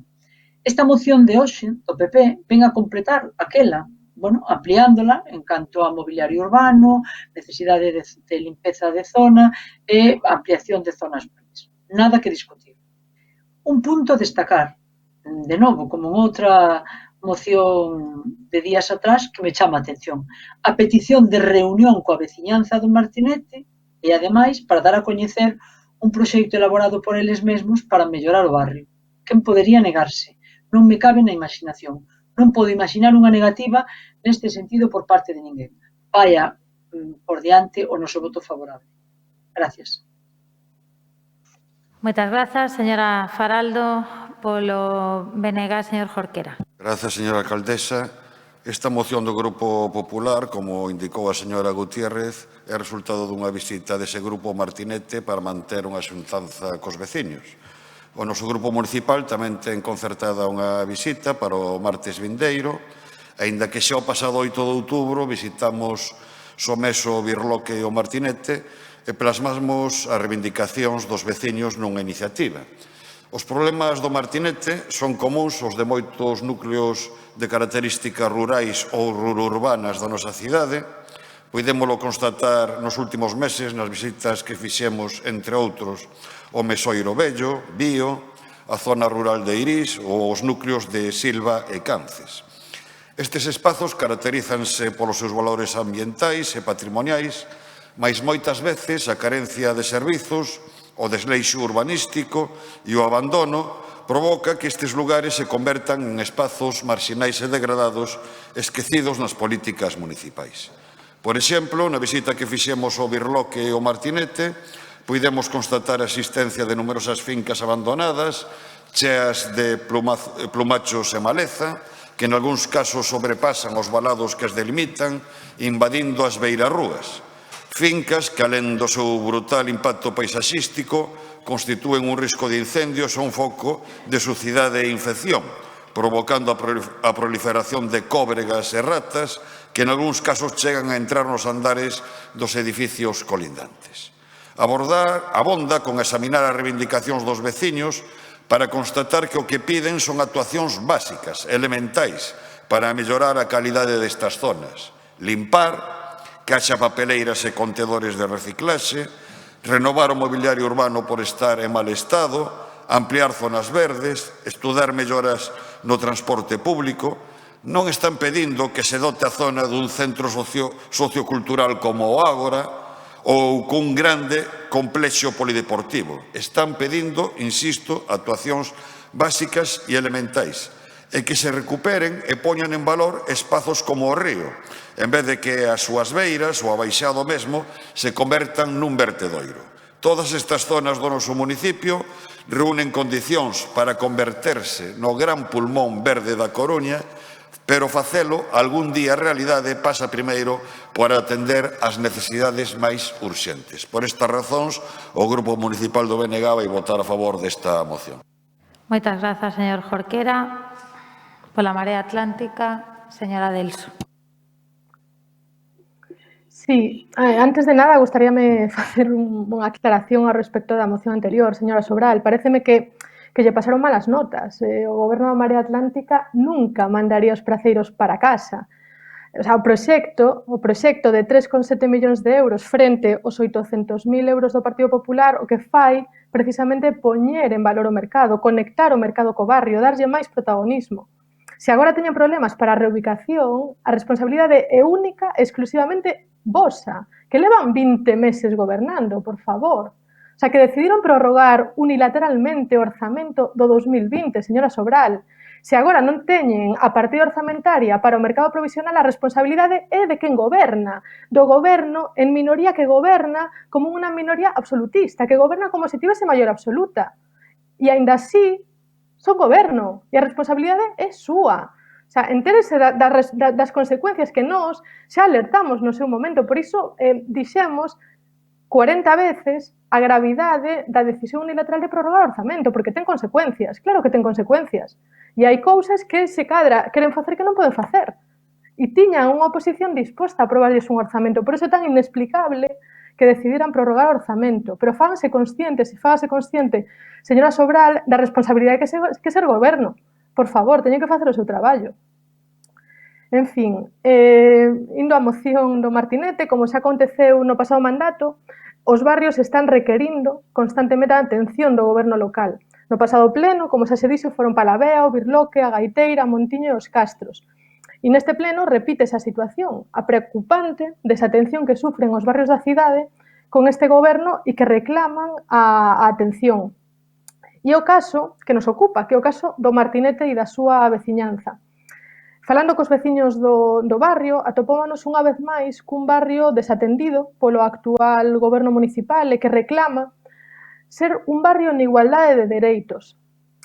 Nese sentido, o traballo do goberno anterior nos barrios, non me cansarei de decilo, foi claro e atendeu precisamente a tratar de reequilibrar a inversión pública nos barrios que foron, lamentablemente, históricamente desatendidos en prol do centro da cidade. E iso é un feito nesta cidade. E iso é parte tamén da famosa mochila vazquista. A política da Marea Atlántica nos barrios foi unha política de intervención urbana democratizadora. E, lamentablemente, co actual goberno municipal, o foco das intervencións volve a ser o centro e volvense a desatender a periferia e os barrios. Nesta moción, os veciños, a veciñanza do Martinete require atención, require cousas tan básicas como unha visita, señora Sobral e señora Rei, unha visita do goberno actual. Nós, por certo, sumámonos ao resto de grupos da oposición e acudiremos ao barrio a vindeira semana. Pero na conversa que xa tivemos cos veciños xa nos adiantaron algunhas das demandas que incorporamos na nosa emenda, que polo que falei será incorporada. Instamos ao goberno municipal a renovación de todo o firme do barrio. Hai unha demanda importante no barrio do Martinete para reverdecer o barrio. Hai rúas que non teñen árbores, pero nin a primeira. Na Rúa Mozart, na Avenida Universidade, no inicio da Avenida Glasgow, na Rúa da Riba, na Rúa Joaquín Martín Martínez, na Rúa Félix Acevedo, na Rúa Mendalla de Neira. Queren árbores, señora Rei. E queren tamén, e nós tamén queremos, que se axilicen dunha vez por todas coa Diputación os trámites para a cesión das estradas provinciais, nomeadamente da DP 512, da DP 3007 e da DP 3004, para así poder garantizar un mantemento adecuado das mesmas. E, así mesmo, urxe mellorar a iluminación tanto do Birloque como do Martinete como de San Cristóbal das Viñas e, evidentemente, e sumado tamén á moción anterior do transporte público, é urxente que haxa melloras do transporte público tamén no barrio Martinete e que haxa melloras de frecuencias e de rutas nas liñas, particularmente na 21 e na 5, así como estudar a conexión directa do aparcamento disuasorio de Lonzas cos polígonos da Grela e Pocomaco, así como co centro da cidade. Máis nada. Moitas grazas, señora Delso. Señora Sobral. Gracias, señora alcaldesa. A ver, señora Delso, claro que hacemos nuestro trabajo. Por eso nosotros sí hemos contemplado la reubicación que, insisto, ustedes no contemplaban. Con respecto a la instancia para que este Gobierno municipal se reúna con los vecinos del Martinete, les recuerdo una vez más que este Gobierno es dialogante y siempre estamos dispuestos a escuchar y a reunirnos con todo aquel que lo solicite, tanto con vecinos y vecinas para que nos trasladen sus demandas y necesidades, como con asociaciones de vecinos. De hecho, ya hemos estado reunidos y visitando tanto con la Asociación de Vecinos Os Anxos como con la Asociación Vecinal San Cristóbal das Viñas y representantes ambas del barrio Birloque Martinete, y también hemos contactado recientemente con el representante vecinal del Martinete, objeto de esta moción, con la intención de conocer su proyecto y atender sus demandas.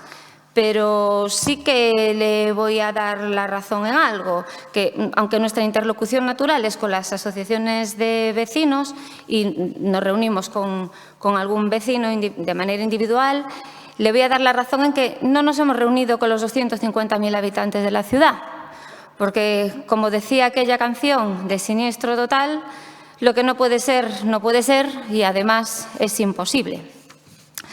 Así pues, les informo a ustedes de que a raíz de esas reuniones que ya hemos mantenido y de las peticiones vecinales sobre la zona Birloque-Martinete, este Gobierno municipal ha procedido ya a ejecutar la renovación del parque infantil del Complejo Deportivo del Viña, así como la repavimentación de la avenida de Glasgow o la reurbanización de las calles Mozart y Luis Penanovo, y más actuaciones realizadas en la contorna del Martinete que favorecen también a mejorar el barrio. Actualmente se encuentra en licitación la mejora de la conexión peatonal entre Birloque y Pocomaco, proyecto financiado por fondos EIDUS y que implicará una gran mejora en la movilidad entre los barrios. Ya se ha realizado el plan de choque de limpieza, al igual que en otros barrios de la ciudad, y con el nuevo contrato se contará con un refuerzo extra. Se han realizado desbroces en fincas privadas por ejecución subsidiaria y se ha realizado una derratización de toda la zona. También hay un proyecto en marcha para la renovación del mobiliario urbano, reposición de contenedores, instalación de nuevas papeleras, y se habilitarán zonas verdes y árboles donde las características del barrio permitan hacerlo. El Martinete es uno de esos espacios, como el de San Pedro de Visma, que conjugan tradición y modernidad, y somos conscientes de su valor añadido y de la riqueza diferencial que aportan al conjunto de la ciudad de A Coruña. Por eso, este Gobierno municipal lleva todo su mandato focalizando una parte importante de su acción sobre todos los barrios y su mejora y modernización, adecuándolos a los tiempos que corren. Me gustaría finalizar esta intervención anunciando que apoyaremos la moción y garantizando a todas las vecinas y vecinos nuestra total implicación para seguir en esta línea de trabajo y lograr una mayor prosperidad para todos los barrios de la ciudad.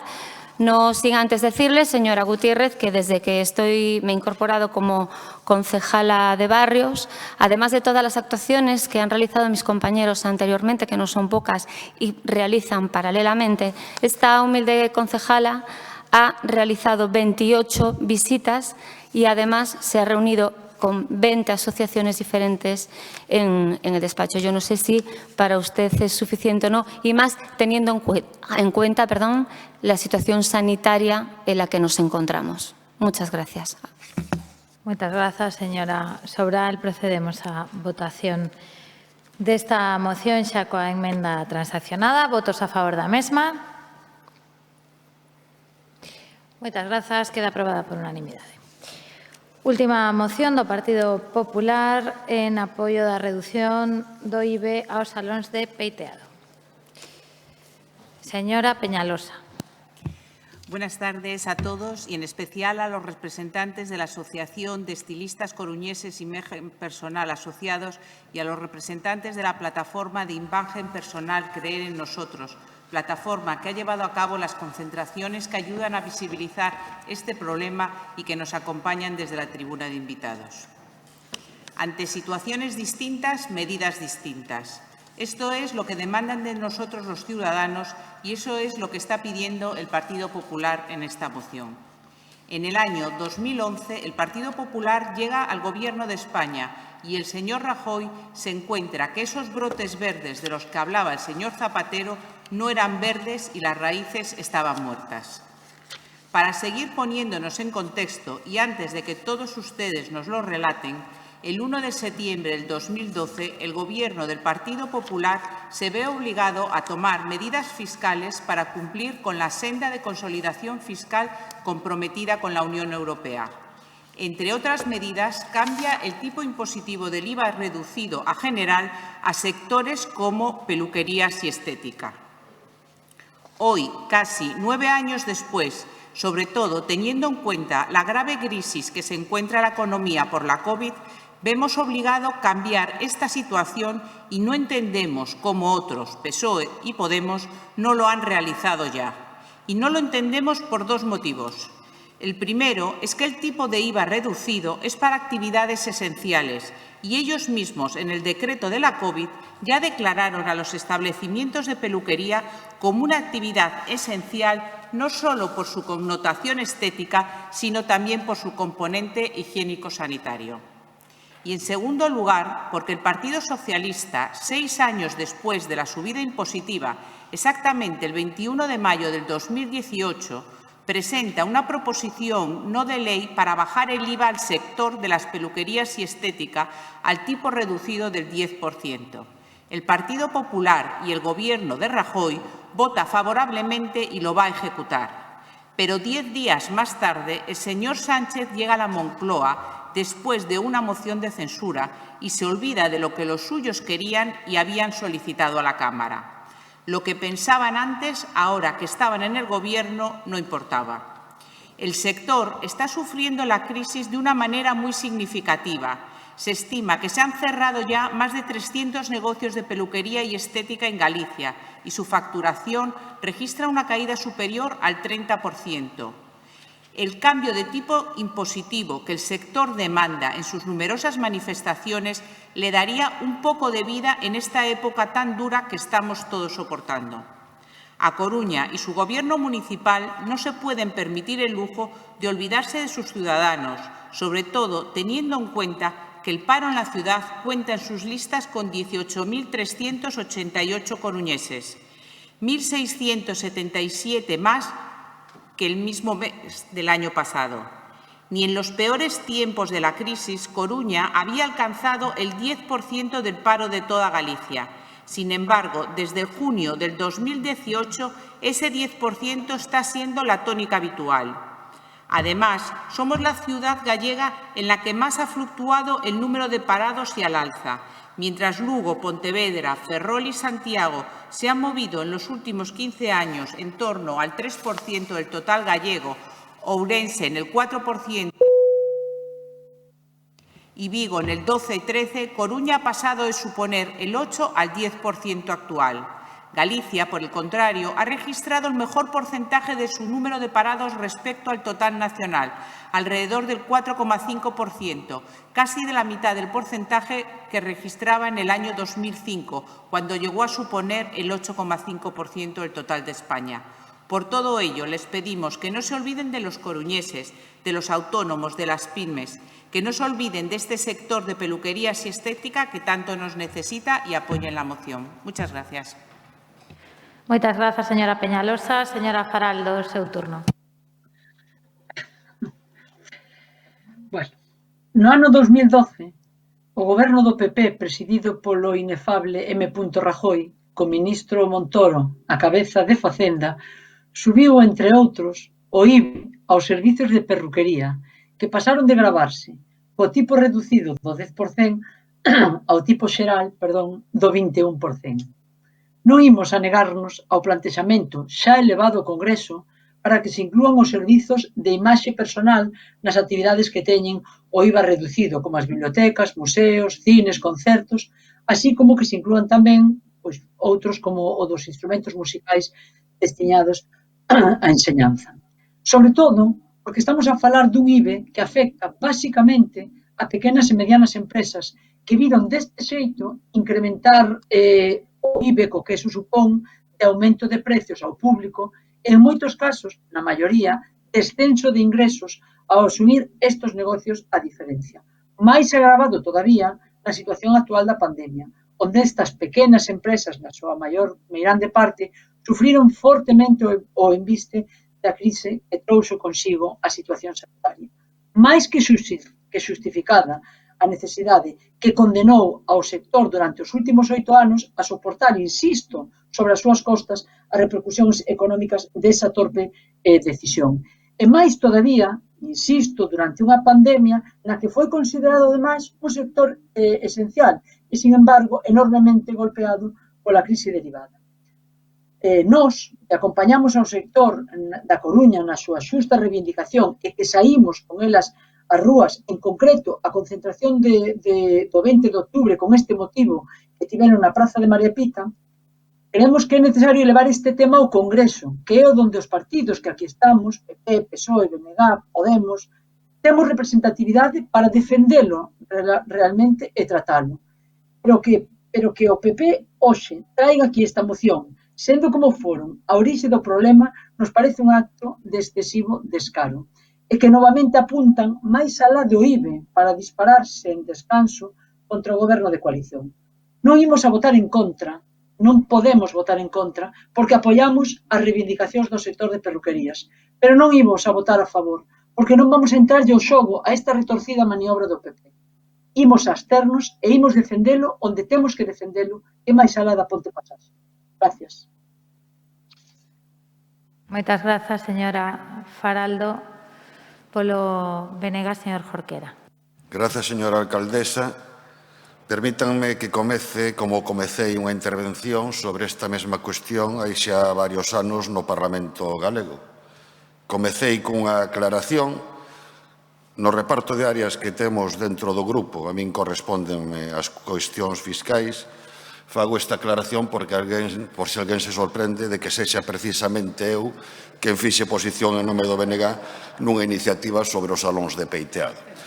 Mais brincadeiras á parte, o que se propón nesta moción non é ningunha broma. É un tema moi serio. De feito, o BNG asume esta reivindicación e trasladouna ao Congreso dos Diputados. Cando falamos dos sectores que máis están sufrindo esta crise, pensamos normalmente na hostelería, no pequeno comercio, no turismo, na cultura, mas esquecémonos moitas veces dun sector, o das perrucarías, do que dependen tamén miles de postos de traballo, e que por mor das restriccións e a caída de celebracións e eventos está vivindo nunha auténtica situación límite. Os salóns de peiteado son un importante sector económico, formado na súa grande maioría por microempresas rexentadas por autónomos ou pequenos empresarios.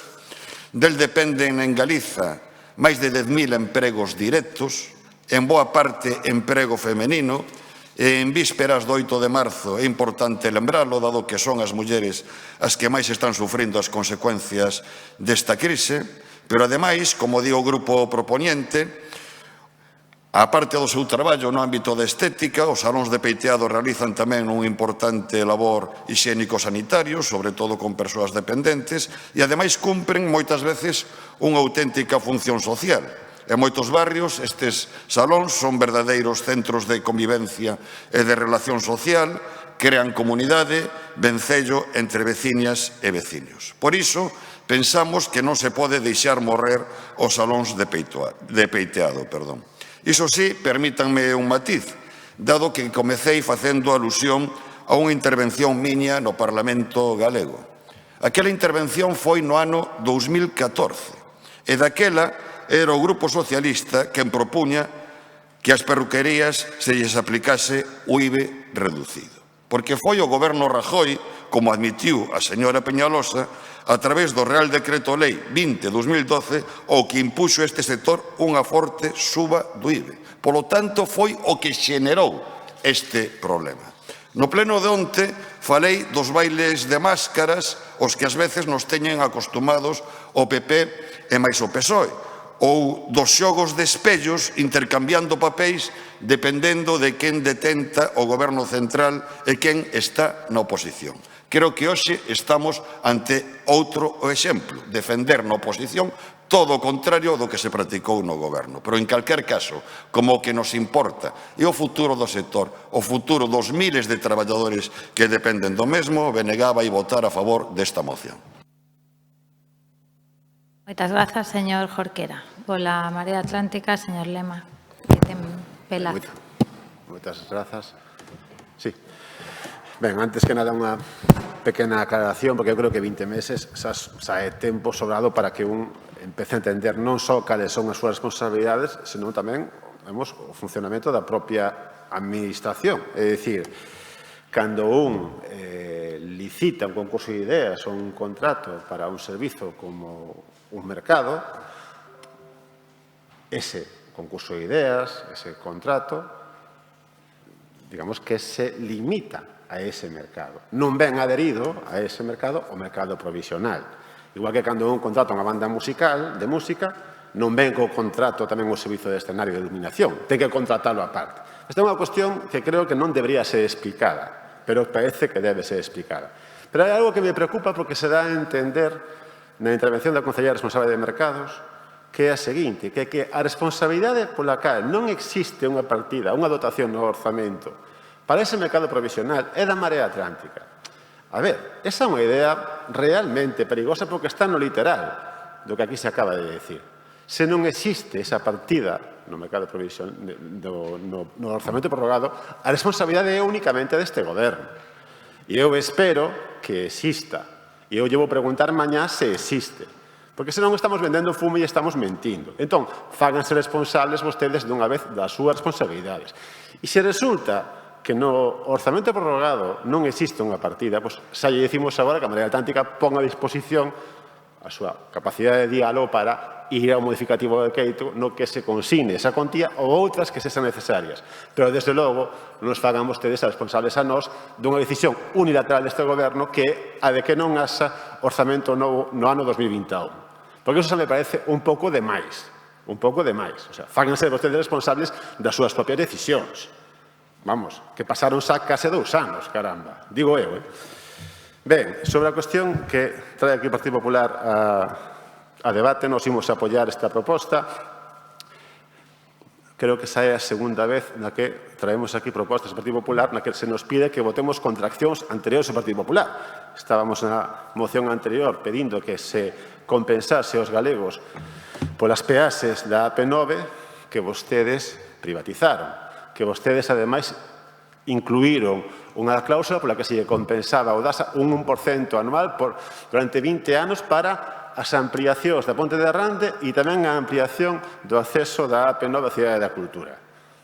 Estamos neste contexto, e tamén nas enerxéticas un poquinho mutatis mutandis o mesmo conto.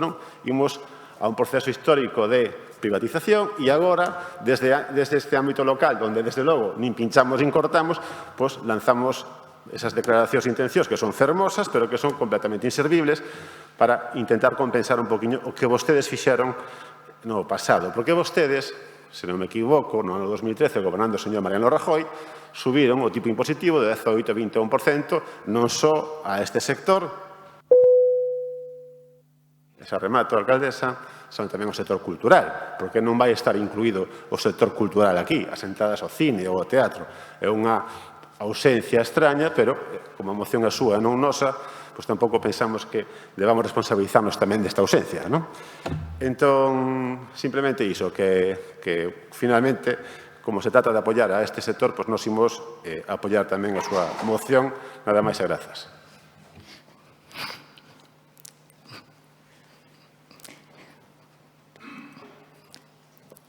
Moitas grazas, señor Lema. Señor Laje, ten a palabra. Moitas gracias, señora alcaldesa. En primeiro lugar, facer unha consideración sobre este tipo de debates.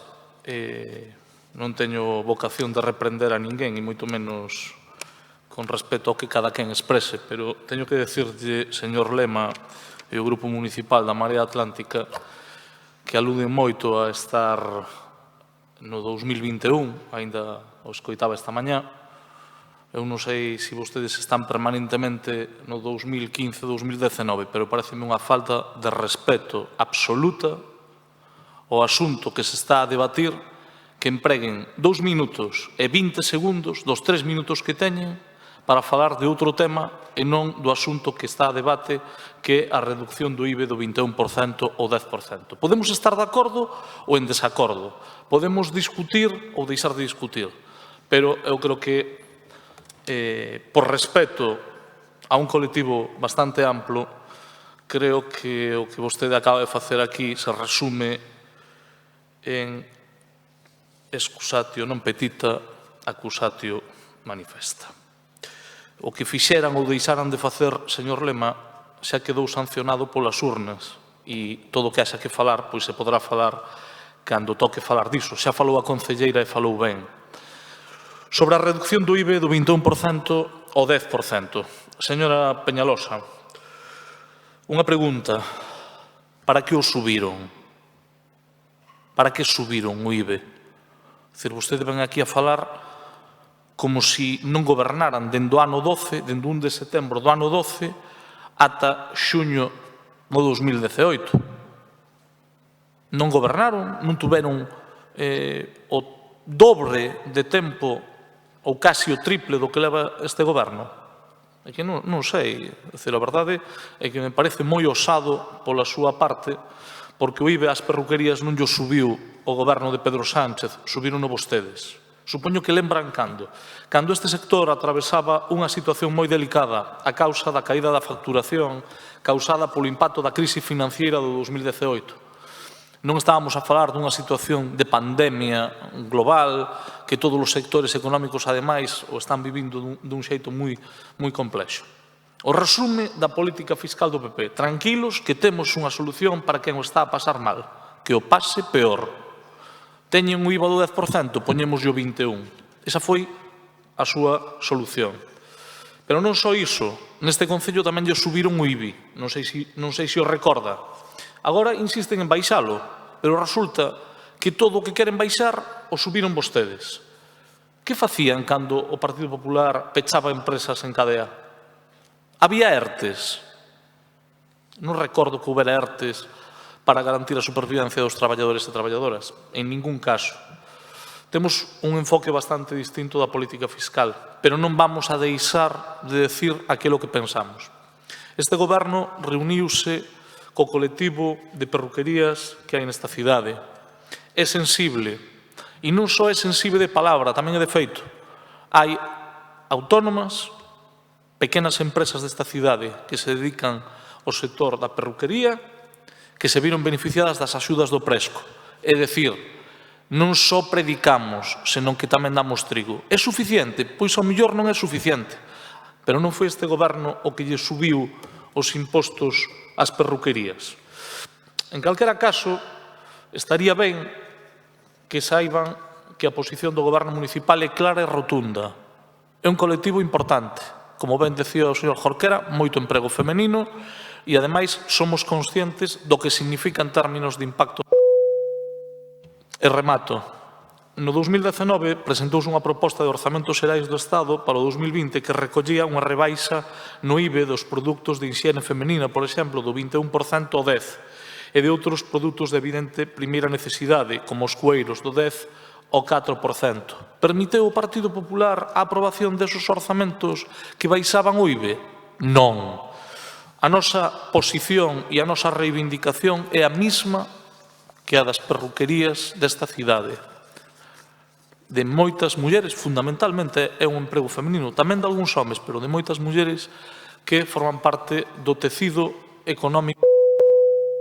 a nosa posición vai a ser favorable, porque o mismo que pensábamos no ano 11, seguímoslo pensando no 21, o mesmo que pensamos no ano 18. Os que non pensan igual, nin actúan igual, son vostedes, que cando tuveron a oportunidade, en vez de baixarllo, subironllo. Nada máis e moitas gracias.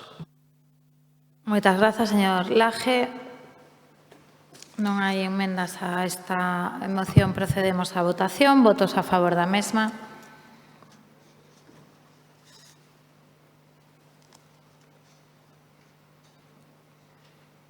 Moitas grazas. Votos en contra? Abstencións?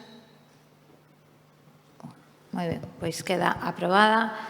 Moitas grazas. Ata aquí o debate das mocións. Pasamos ás preguntas de resposta oral.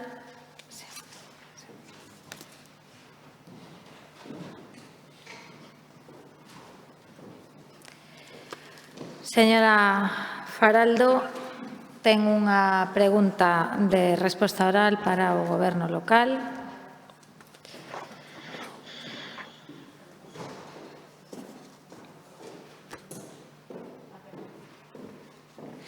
Cando queira. Moitas grazas, señora Rei. Bueno, existen na praza de San Andrés 6 contedores de lixo orgánico e inorgánico soterrados na praza. Esos contenedores son utilizados tanto pola veciñanza da zona como polos negocios tamén da zona e das rúas perimetrais de Álvaro Cebreiro, a Rúa Arcos, parte da Rúa da Galera, parte dos Olmos, bueno, da zona en xeral. De tal feito que a media tarde estes recipientes interiores están xa cheos a meirande parte dos días da semana. Cando a veciñanza quere deixar o seu lixo a partir das 8 da tarde, que é a hora oficial para baixar o lixo ás rúas, pois atopan xa cheos os contenedores, tendo que deixar as bolsas da basura, pois eso, a carón dos mesmos, non? Esta escena se repite con moita asiduidade, e non só afea a praza, non só é unha cuestión de feísmo, sino que a convirte nun pequeno vertedoiro, convertíndose nun problema de suciedade que entenderíamos se podería solucionar un replantexamento dos contenedores nesta zona. Polo que as miñas preguntas serían as seguintes. Primeiro, ten coñecemento a Concellería de Medio Ambiente desta reclamación que nos fai chegar a nós parte da veciñanza? O mellor xa está no Concello, E, por outra parte, poderíase replantexar unha ubicación de contenedores que, aumentando o número dos existentes, eviten este pequeno, incómodo e desagradable colapso? Moitas gracias. Señora Faraldo, non sei se ve vostede o contador do tempo desde aí, o ve ou non. Sí, vale. Pois era para eso. Señora Fontán. Sí, dígame. Digo que sí porque teño un propio, señora alcaldesa. Teño un propio contador. Teño un propio contador. Ten un cronómetro. Ben, vale. Está ben. Pois apunte. Quédalle un 04 polo meu, que é o que vale, Sí, vale. Señora Fontán, ten a palabra. Sí, boas tardes a todos e a todas. Señora Faraldo, a pesares do que poida parecerlle a vostede e a algúns veciños, inicialmente non vemos necesaria a solicitude que vostede fai. E yo vou a explicar con pouco de detenimento. Os contenedores, nós cando os instalamos sempre pensando e tendo en conta a densidade poboacional da zona. Neste caso, os instalados na Praza de San Andrés danlle servicio a 3.000 veciños. Entón, aí ven a súa pregunta, por que están sempre cheos e a rebosar?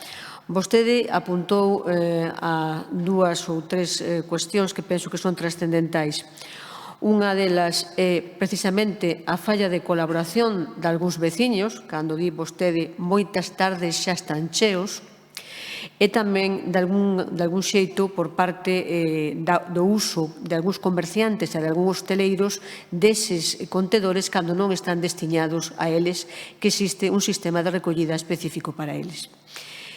Dende a área de medio ambiente, nos temos feito estudos, tanto por parte dos nosos técnicos como por os propios traballadores de limpeza e recollida, de ver como os veciños, a veciñanza, deixa as bolsas de lixo fora, mesmo fora dos contedores, sin comprobar se están cheos ou non están cheos. E de xeito que cando vamos con o camión de recollida, a veces hai máis fora do que hai dentro. Isto a que nos leva? Isto a que nos leva é a unha reflexión que agora, con o novo contrato de recollida, vamos a poñer en marcha. Primeiro, e lóxicamente, impulsaremos unha campaña chamando a esa colaboración nas boas prácticas, tanto como en horarios de depósito, separacións en orixen e depósito de voluminosos, así como un servicio especial de novo, para a hostelería e comercio, que xa se estaba prestando, pero faremos fincapé neso. E, indudablemente, hai un proxecto que creo que xa toda a corporación é coñecedora del, que é a reforma de San Andrés, que, lóxicamente, pode chegar a introducir a necesidade de algún cambio na contabilización de dita zona, pero sempre sería en función dese proxecto de cambio de San Andrés e da vontade, lóxicamente, de mellorar o servicio. Xa digo, o espectáculo non somos, evidentemente, conscientes del, estamos loitando diariamente en contra del, pero, lóxicamente, agora, con este novo servicio de recollida, estamos convencidos de que poderemos mellorar esa situación porque están axeitados ao número de veciños que están na zona. Moitas gracias. Sí, señora Faraldo, quere utilizar o tempo restante. Só unha anotación, señora alcaldesa. Íamos propoñer a ubicación de novos contenedores na zona da Iglesia Castrense, desa praza, pero estou entendendolle a concelleira que non é un problema de contenedores, sino de mala utilización, de malas prácticas. O que sí insisto, e quero agotar o meu tempo dicindo, é que o que sí precisa é de unha solución por parte do Concello, sexa de campañas divulgativas, sexa do que se estime, pero necesita unha solución. Nada máis. Moitas grazas. Listo, pois remata o turno das preguntas orais da concelleira señora Faraldo Calvo. Pasamos ás preguntas do Bloque Nacionalista Galego. Adiante. Señor Jorquera. Moitas grazas. Que valoración fai o Goberno municipal da cimeira sobre o futuro do Porto? Señor Villoslada. Sí, señor Jorquera, como onte tive a ocasión de detallar no debate do pleno extraordinario, a evaluación que facemos da reunión é positiva fronte á situación negativa previa. Señor concelleiro, permítame que se xa reiterativo, por en calquera caso, esta pregunta rexistrouse con antelación a que soubésemos que se iba a convocar o pleno na data de onte. Polo tanto, é inevitable reiterar algúns argumentos. E como dixemos onte, valoramos positivamente que as administracións dialoguen, pero non abonda. O diálogo ten que servir para chegar a acordos, e nese aspecto a cimeira, en canto a resultados, dende o noso punto de vista, foi un fiasco.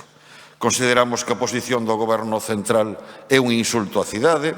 Pregúntolle se non é un insulto que o único compromiso con respecto ao acceso ferroviario sexa prorrogar até 2023 o informe ambiental. Só faltaría que houbese que retornar ao punto cero, que non haxe ningún compromiso orzamentario nin de prazos de execución. Non é un insulto que incluso se cuestione a súa viabilidade. Permítame que lle volva a reiterar o que é inviável. Un porto sen tren, gastar máis de 1.000 millóns de euros en construir o porto exterior e deixalos en acceso ferroviario. Porque a construción do porto exterior, reitero, foi unha decisión de Estado. E o Estado non pode eludir as súas responsabilidades. Non é un insulto que o único compromiso con respecto á débeda do porto sexa revisar os seus prazos de amortización. O decir que condonar a débeda ou unha solución análoga é ilegal e sería unha competencia desleal entre portos. Por iso pídolle que lle explique ao señor Francisco Toledo o que realmente é unha competencia desleal. É competencia desleal que o Estado condone a débeda do Porto de Valencia e non a do Porto da Coruña. É competencia desleal que o Estado prioriza o corredor mediterráneo e esquenza o corredor atlántico.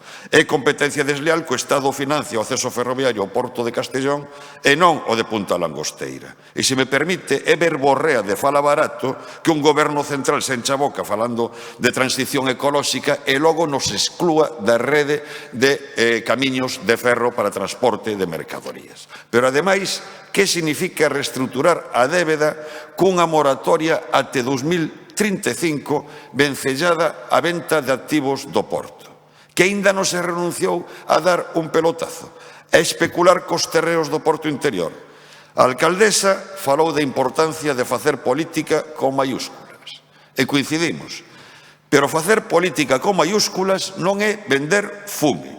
Facer política con maiúsculas non é dicir que chove cando é con outro líquido co que nos están regando. Facer política con maiúsculas é tamén, cando é necesario, petar forte na mesa para defender os intereses da cidade, aínda que ao outro lado da mesa estean os representantes do Ministerio do señor Ábalos ou do Goberno do señor Pedro Sánchez. Moitas gracias.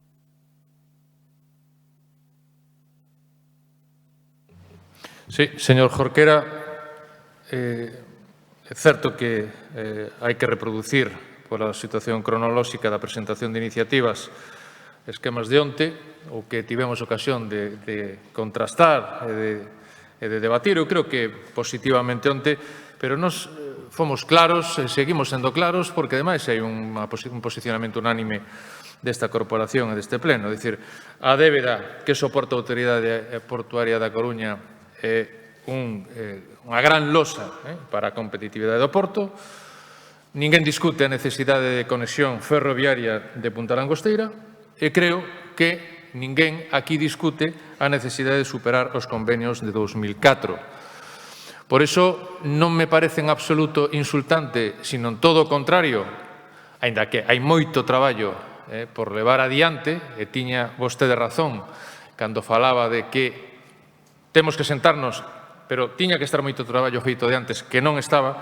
Digo que non é insultante precisamente que, en primeiro lugar, non só se inicia a tramitación da prórroga da declaración de impacto ambiental, sino que se está a traballar na consecución de financiamento europeo para a licitación da conexión ferroviaria ao Porto Exterior. Non é insultante, e senón que yo pregunten a Autoridade Portuaria a posibilidade dunha reestruturación da débeda a 2035 e non é para nada insultante poder traballar e seguir traballando conxuntamente no ámbito desa mesa de traballo entre todas as administracións públicas competentes para buscar un novo protocolo e buscar un novo convenio que sustitúa os convenios de 2004. Non creo que sexa admisible que se empreguen e se sigan empregando as palabras pelotazos cando, como, por exemplo, vostedes fixo algunha referencia neste sentido o noso portavoz falando da transferencia P9, daquela falaban da navallada e agora solicitan esa transferencia. Non empreguemos palabras de trazo demasiado grosso porque temos que ir traballando todos xuntos no futuro da competitividade do Porto e do novo espacio portuario a desafectar para a cidade. Gracias.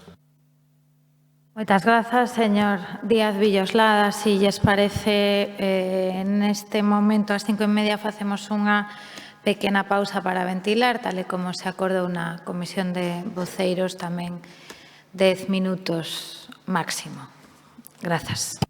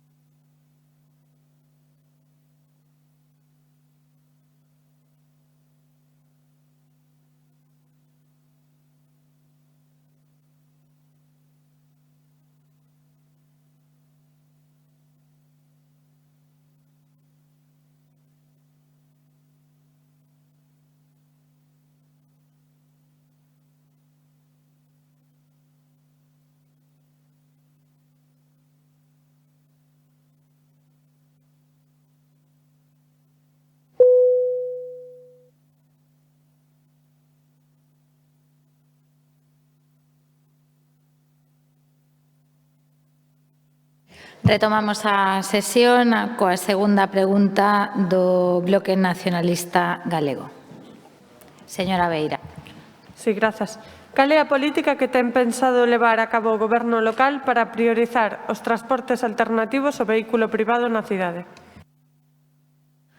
Sí, pois, señora Beira, como sabe, pois as medidas que estamos traballando e trazando e que estamos, ademais, tamén incorporando pois a partir de todas as iniciativas municipais que neste pleno estamos, tanto hoxe como en sesións anteriores, levando adiante en materia de mobilidade urbana máis sostible, como saben. Ben, pois o BNG o que lle preocupa é que agora mesmo hai un escenario excesivamente aberto e non vemos unha serie de liñas que nos entendemos que serían fundamentais. Creemos que están pendentes de concretar moitas políticas de fomento dos medios de transporte alternativos ao coche. En primeiro lugar, gustaríame sinalar a cuestión do transporte público, que xa adiantei un pouco no debate da moción da Marea Atlántica. Para comezar, en canto á sentenza do prezo do autobús, que di que é un axuste acordado conforme a dereito, é unha sentenza que evidentemente é recurrível, mas vai despexando o horizonte xudicial coa compañía de tranvías, igual que o foi a sentenza da data da fin de concesión. Pero, independentemente desas sentenzas, o que é necesario é introducir melloras, falamos antes de horarios, de frecuencias, da reordenación das liñas, do carril bus, do que xa se fixeron anuncios, pero que non temos claros que prazos manexa o Goberno local para instalar o carril bus na rúa Juan Flórez e non sabemos se noutras rúas. Queremos tamén, consideramos tamén que é preciso pois acelerar ou poñerse as pilas, porque a fin da concesión está xa, como quen dío, á volta da esquina, son 3 anos somentes. En canto á cuestión da xestión da concesión ou da fin da concesión, sabe ben o señor Villoslada que está no acordo de investidura que hai que estudar ou que debe o Goberno local estudar a xestión directa, a posible xestión directa deste transporte público urbano.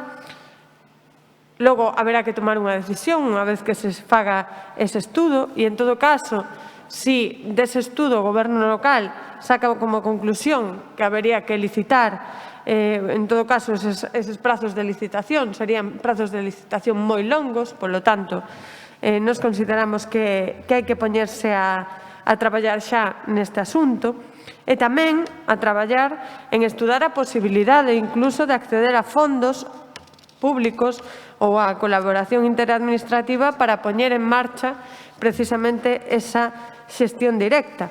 Unha xestión directa municipal que logo podería ter máis amplitude ou non, según se decida neste Concello.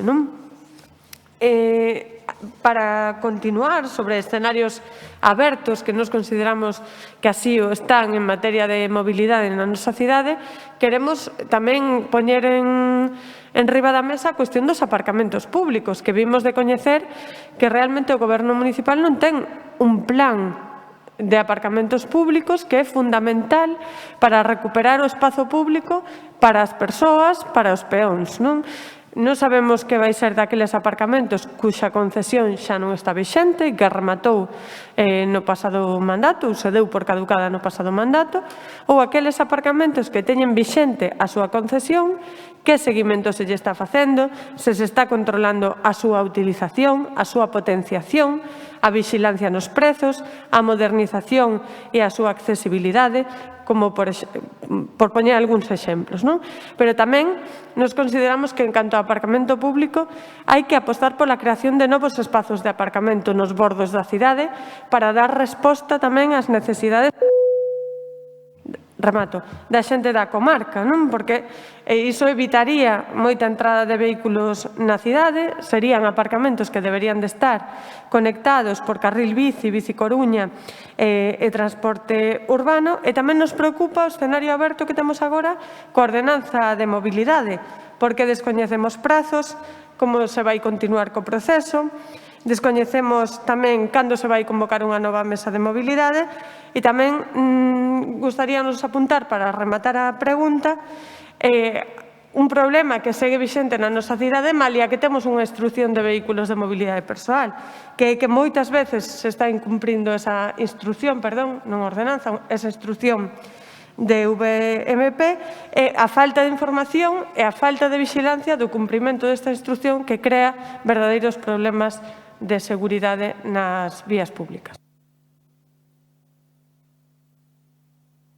Sí, señora Beira, eu creo que, como sempre, creo que digo, hai moito por traballar, pero creo que tamén se están tomando bastantes, non vou dicir moitas, pero sí bastantes medidas, entre outras das que algunhas delas está a comentar.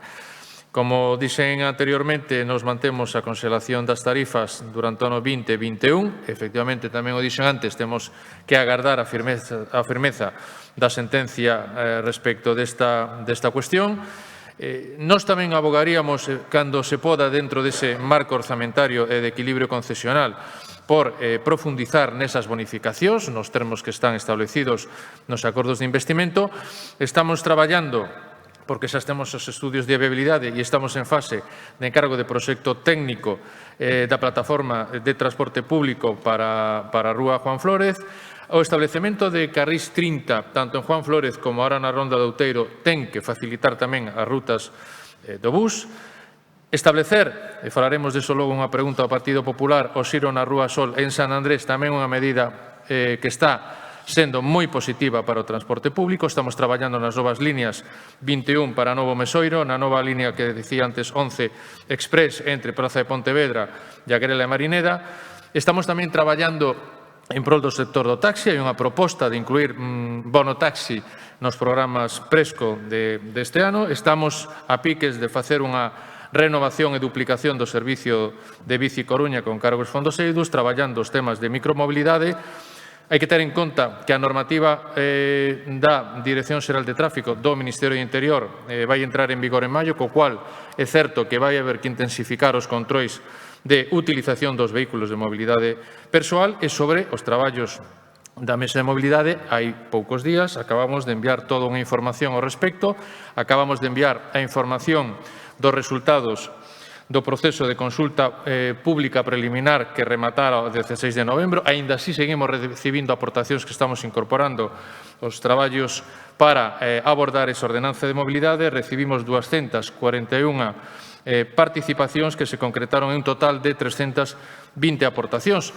E máis, podo comentar, e así estamos informando ao Pleno da Mesa de Mobilidade, que o esquema básico que vai articular a nova ordenanza de mobilidade, ou primeira realmente ordenanza integral de mobilidade, vai falar do uso xeral das vías públicas e dos espacios públicos, vai falar necesariamente, porque está a piques de aprobarse a nova lei de cambio climático, das zonas de baixas emisións, vai falar de mobilidade activa, tanto das persoas que camiñan como dos ciclistas, da mobilidade no transporte público, por suposto, da micromobilidade, vai ter que abordar un capítulo especial sobre distribución urbana de mercancías e, por suposto, vai ter que abordar os sistemas de parada e de estacionamentos. Toda esta información acaba de remitirse ao Pleno da Mesa de Mobilidade, que non podemos estar xuntando de forma presencial, pero que, evidentemente, mantemos toda a información, eu creo que o día, e si que está o compromiso da Consellería de durante este mes de marzo que arranca, teremos un primeiro borrador de texto articulado da ordenanza de mobilidade. Máis nada, gracias.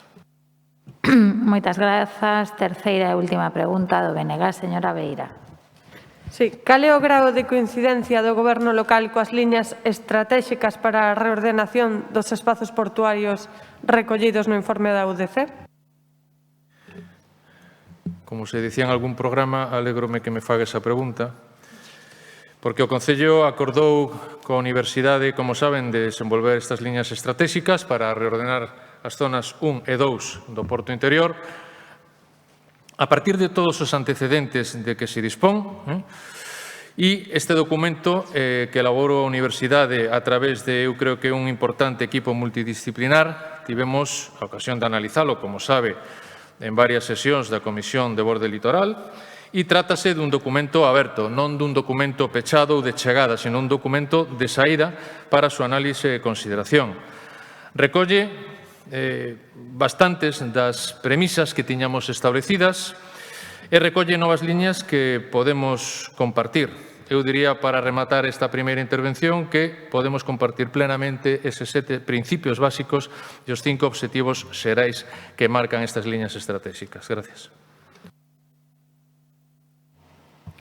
Ben, pois o que queríamos precisamente era saber que o Goberno local manifestase ese grau de coincidencia co informe da UDC para a ordenación dos espazos portuarios, porque se ven así a unha primeira vista ou nas primeiras reunións, non tal e como formulaba a UDC en principio, o equipo interdisciplinar da UDC en principio, a súa formulación non sobre esa reordenación dos espazos portuarios, podíamos ser coincidentes. Pero claro, se imos a letra pequena do que di o informe, hai algunhas cuestións da formulación do documento nas que nos podemos coincidir e coinciden con propostas históricas do BNG, como a cuestión da mobilidade en San Diego, pero tamén hai outras que se escapan, ou nos entendemos así, dos consensos plenarios e das nosas propias formulacións.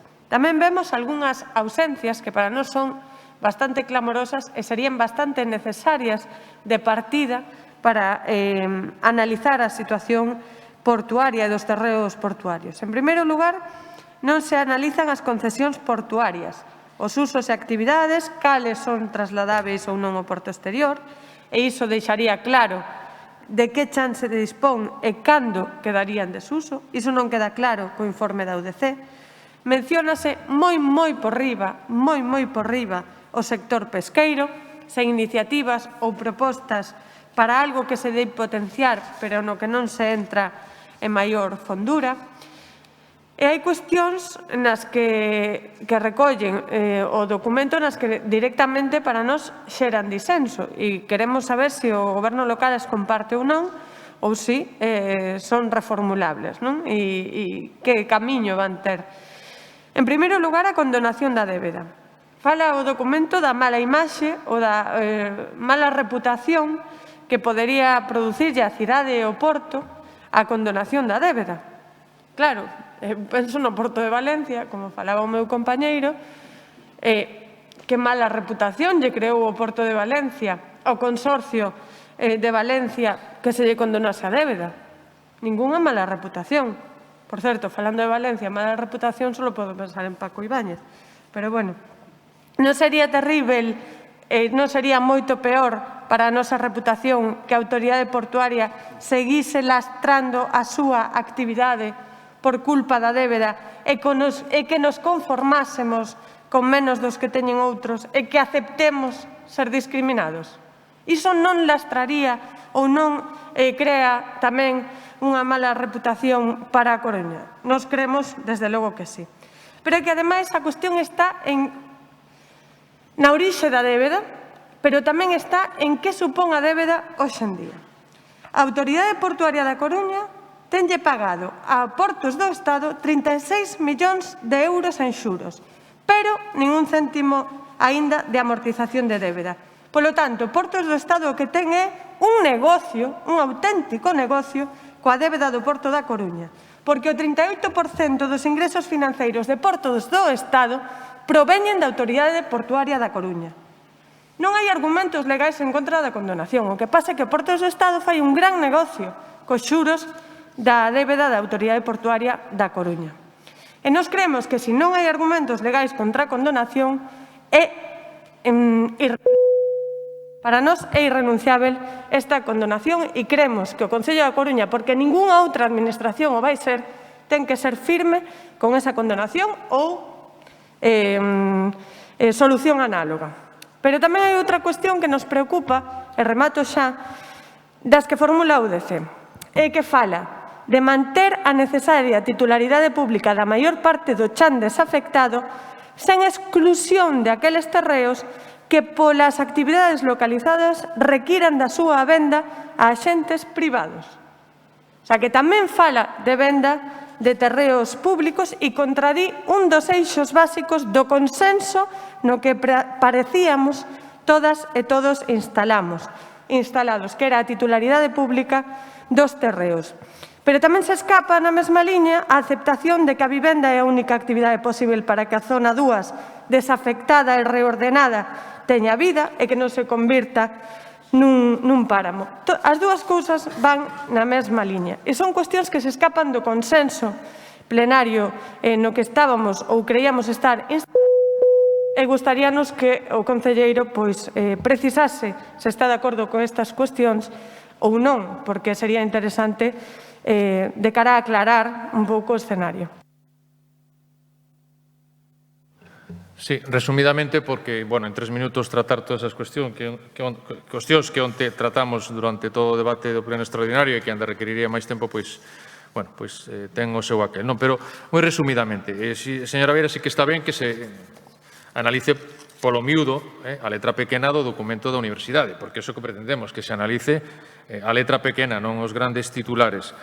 De feito, púxose en riba da mesa da Comisión do Borde Litoral para que se fixeran aportacións por partes dos grupos políticos. Teño que decir que poucas aportacións se recibiron e tamén se puxo e está a disposición de todo o público para a recepción de aportacións nun prazo que está aberto.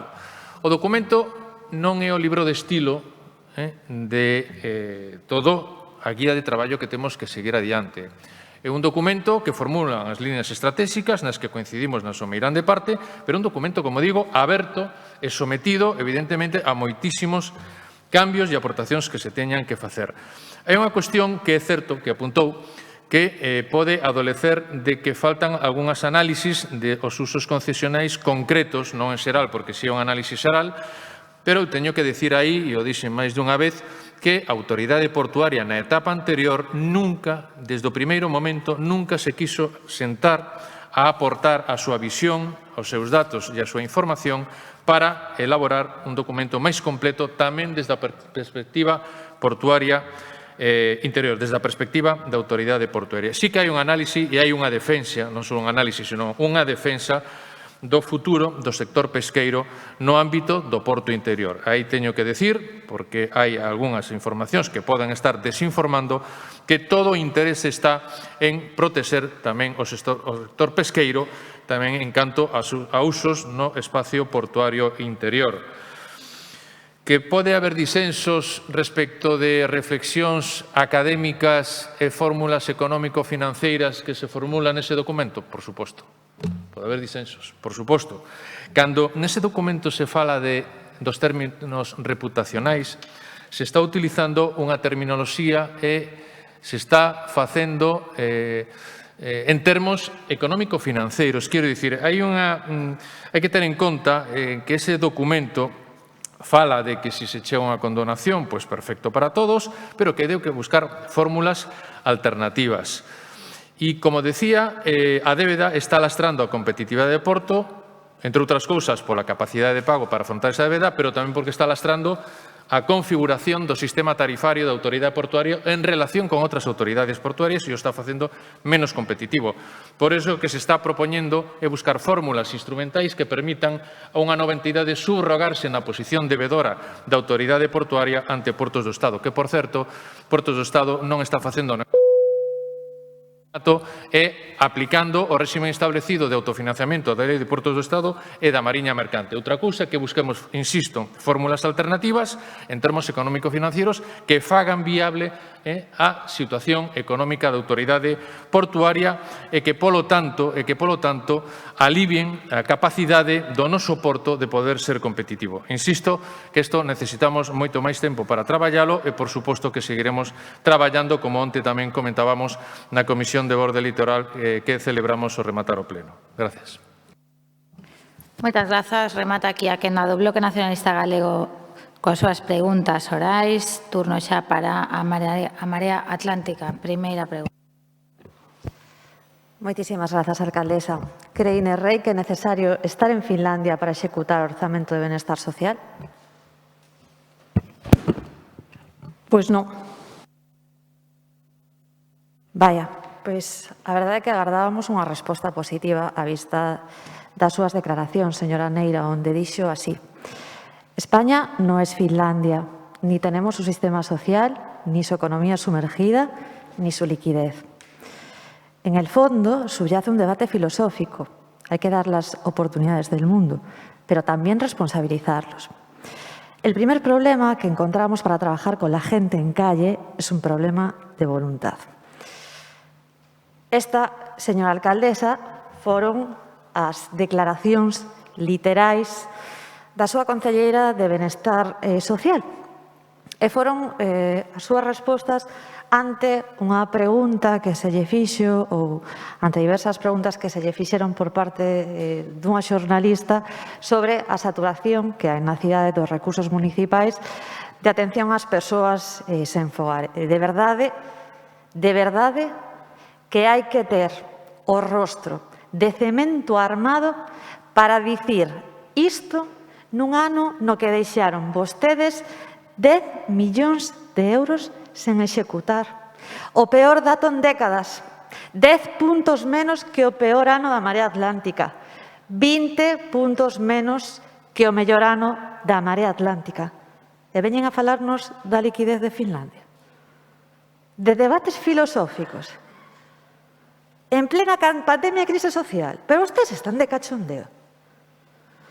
Miren, parécenos gravísimo que unha concelleira responsable de Benestar Social responsabilice directamente as persoas máis vulnerables da situación na que se atopan. Pero a verdade é que non imos a dicir que nos sorprendan, porque mentiríamos e a verdade é que non nos sorprende.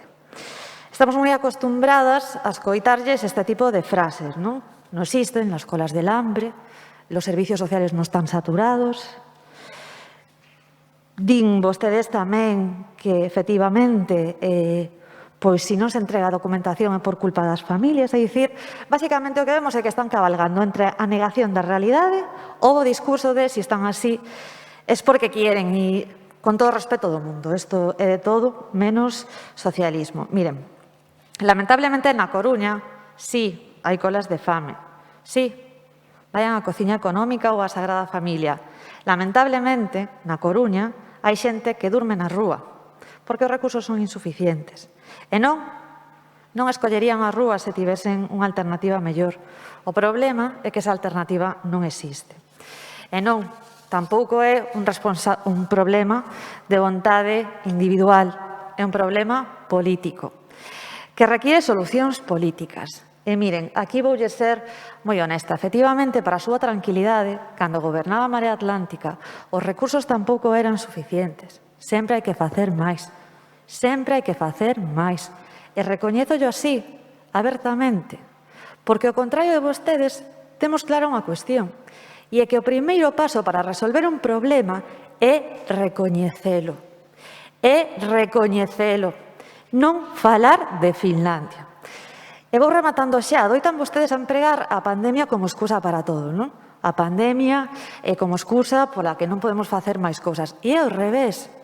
É que a pandemia é a causa que nos ten que levar a ofrecer solucións. Eu non sei directamente onde teñen a cabeza. Non hai un só acordo asinado coa Marea Atlántica que se cumprise en materia de política social, nin igualdade, nin contrato de axuda no fogar, nin novo servicio de lavandería, nin Casa Marcela e Elisa, nin, por supostísimo, xa que vou ser claro aquí por qué, nin escola de empoderamento. E podería seguir nin. Esta é a palabra que teñen. Esta é a palabra que ten o Partido Socialista. Este é o que entenden vostedes por excelencia na xestión? Miren, fáganos un favor. Poñan a cabeza na Coruña e deixen en paz a Finlandia.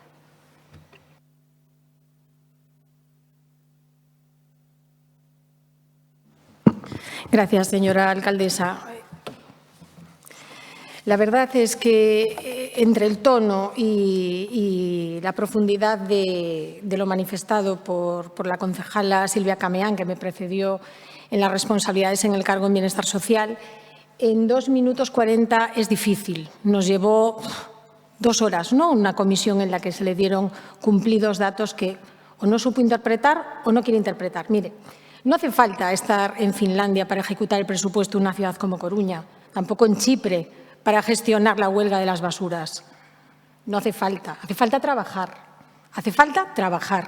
Y de trabajo me va a usted permitir pero su concejalía no se ha caracterizado precisamente por una gestión brillante. Mire, no quiero aturdir en cifras porque la voy a remitir a las actas de la Comisión de Bienestar, pero sí le voy a decir que este año estamos hablando del mayor gasto social por habitante, el mayor gasto social por habitante, con unos porcentajes de que... Es que si me habla me distrae, señor Martínez. Mire, ten que calar, señor Martínez, de verdad, cando estea no uso da palabra, señor Martínez, non ten a palabra, eu lle estaba escoitando de fondo, non lle chamei a atención agora porque non quería volver a ter esta discusión, teñen que calar cando está falando outro compañeiro, vostedes e todos, cando está un concelleiro ou unha concelleira no uso da palabra, o resto teñen que calar, é así, é bastante sinxelo. Continúe, señora Neira. Señor Martínez, yo estaré encantada de contestarle cuando usted me pregunte, ningún problema, pero en este momento me ha preguntado la señora Cameán y yo le respondo a la señora Cameán como es mi obligación. Mire, 72,2 en gasto social por habitante y no hacemos la trampa, que quitamos los gastos de personal.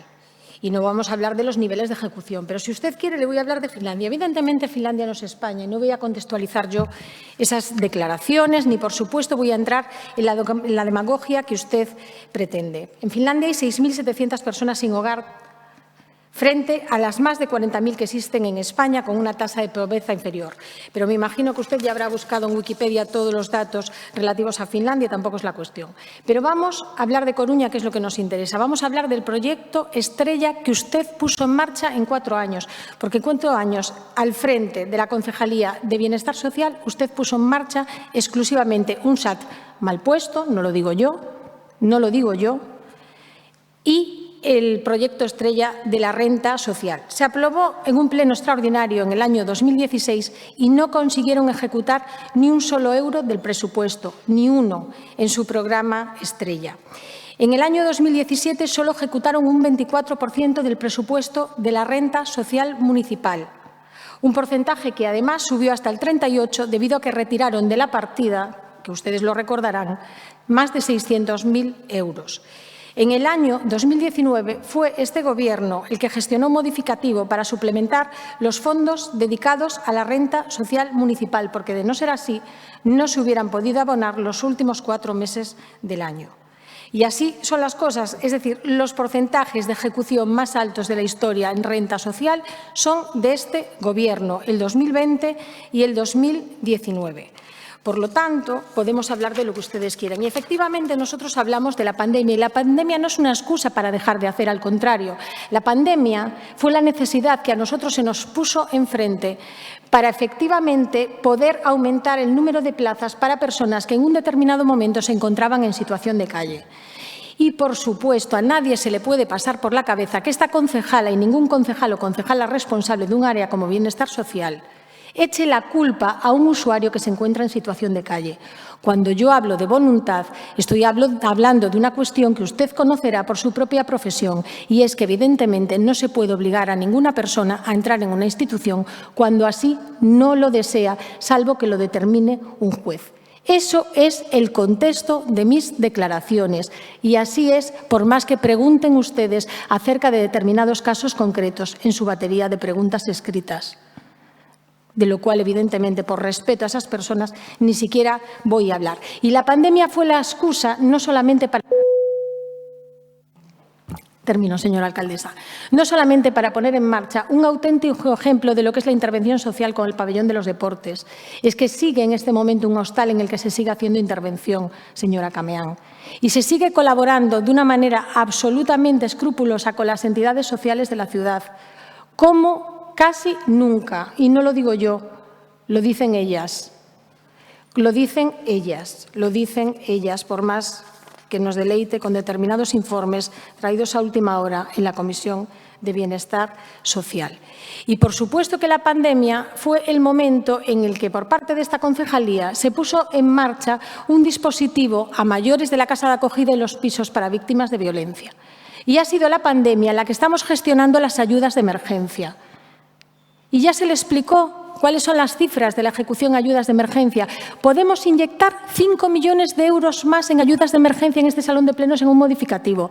Y podemos sacar ese titular. Marea Atlántica inyecta 5 millones de euros más en un modificativo para ayuda de emergencia. La pregunta es, ¿existe a esta fecha alguna ayuda de emergencia sin tramitar? La respuesta es no. Las ayudas de emergencia están tramitadas con la urgencia con la que se tiene que realizar. Por lo tanto, yo le pediría, hombre, la seriedad y el rigor de quien ha gestionado y de quien ha tenido las responsabilidades que en este momento estamos ocupando otros. Simplemente eso, rigor y certezas, nada más. Moitas grazas. Seguinte pregunta da Marea Atlántica.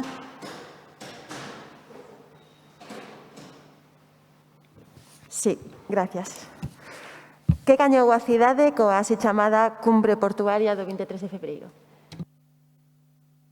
Pois, señora García, casi me vexo necesario reproducir as respostas anteriores, tanto do Pleno como a resposta que lle din ao señor Jorquera, pero, bueno, por reiterar a resposta, o que gañou a cidade é sentar todas as administracións públicas para falar do porto e para falar da cidade.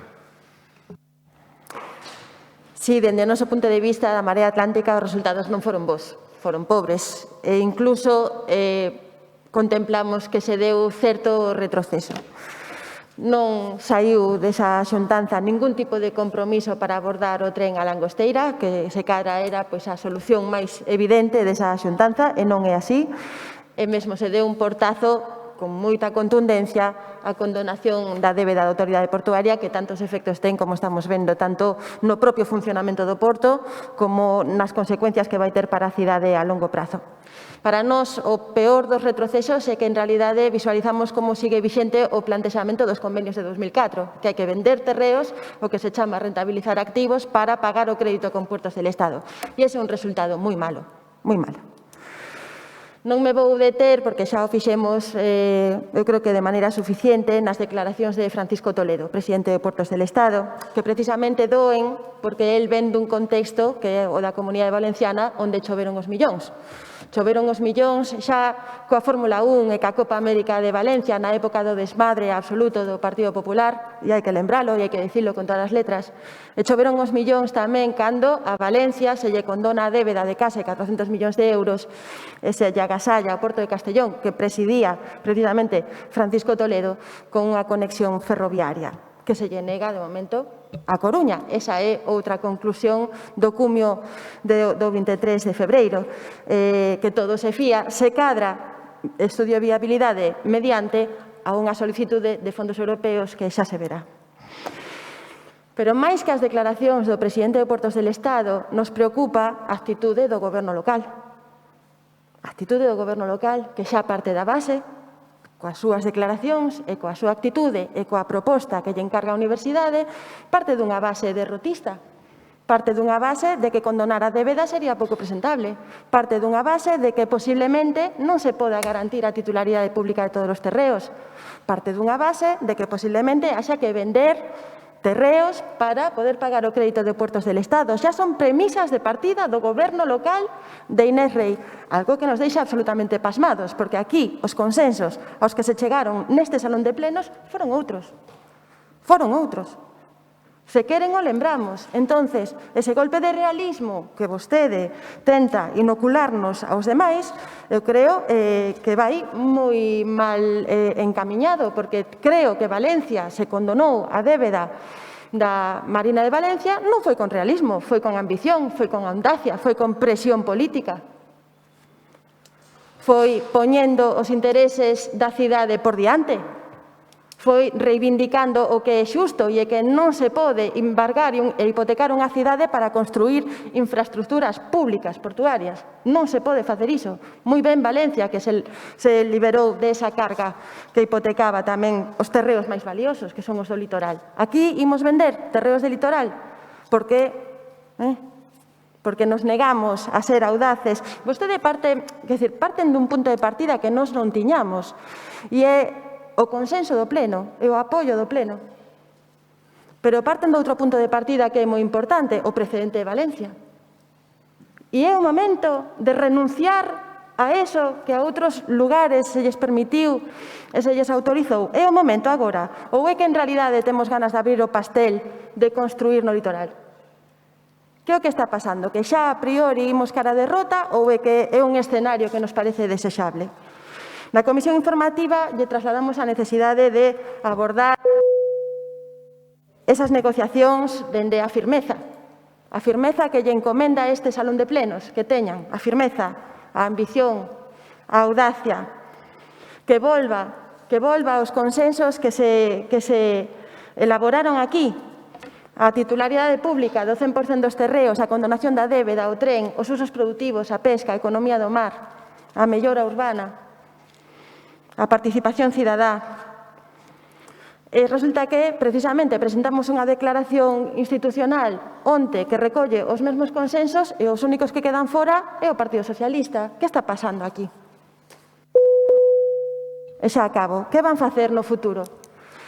Insisto no convite da Marea Atlántica. Conte con nós se é para defender eses consensos que chegamos aquí no pleno. Se en realidade é para seguir outra vía diferente, a Marea Atlántica vai estar en contra. Moitas gracias. Señora García, os consensos non están rotos. A declaración que pretendían traer sí que rompía consensos. A declaración que pretendían traer rompía consensos. Onte, ante un pleno extraordinario convocado polo Partido Popular para as finalidades que tiñan previsto, mantivo os consensos. O que pasa é que o pleno municipal tampouco pode traballar solo en un tramado interadministrativo importante no que hai que chegar a acordos con outras administracións, con outros gobernos estatais, autonómicos, e no seu caso provincial, se compre, non? Non é certo unha afirmación que fixo, é dicir, porque na reunión do día 23 sí que se apostou pola conexión ferroviaria de Punta Langosteira. Por que din que non? Sí que se apostou pola conexión ferroviaria, sí que se apostou por prorrogar necesariamente a declaración de impacto ambiental e sí que se apostou por buscar fondos europeos. Como que non se aposta pola conexión ferroviaria de Langosteira?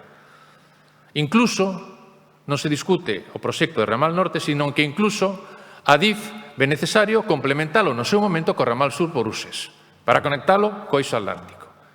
Non se discute en ningún momento. Por iso que creo que non se poden facer afirmacións que non son, non vou dicir falsas, pero que non son correctas. Falar da reestructuración da débeda, polo menos, vai aliviar a carga financiera que ten a autoridade portuaria, senón que yo pregunto en autoridade portuaria, que yo pregunte. Seguir traballando todas as administracións públicas para superar os protocolos e os convenios de 2004 creo que é importante. Eso non se vai conseguir en 15 días. É un traballo que hai que facer con tempo, con intensidade, co apoio do Pleno, que reforza esa posición da cidade e do Goberno municipal, por suposto. Cando falan de condonación sí, condonación non, vostedes son conscientes de que hai que buscar fórmulas se non hai unha condonación espléndida por parte do Goberno central, porque vostedes no seu propio protocolo falan de fórmulas económicas alternativas. Yo decía onte na Comisión de Borde Litoral, chamaba a atención que na proposta de protocolo de Marea Atlántica ahora se fala do principio de desafectación mínima do espacio portuario. Eso significa que Marea Atlántica renuncia a incorporar a cidade, a malla urbana, espacio portuario que non ten uso portuario. Sí, está escrito. Sí. Si sigue sendo espacio portuario afectado, será xestionado pola autoridade portuaria. Así. Bueno, pois esa posición de Marea Atlántica. Marea Atlántica renuncia, podemos titular, Marea Atlántica renuncia a incorporar espacio portuario que non precisa usos productivos portuarios a trama urbana. Sí ou non? Sí ou non? Non, increíble non. É unha cuestión que está moi clara na legislación portuaria. Un terreo non desafectado e, polo tanto, afectado e será administrado polo sistema portuario. É así, e o saben. É así, e o saben.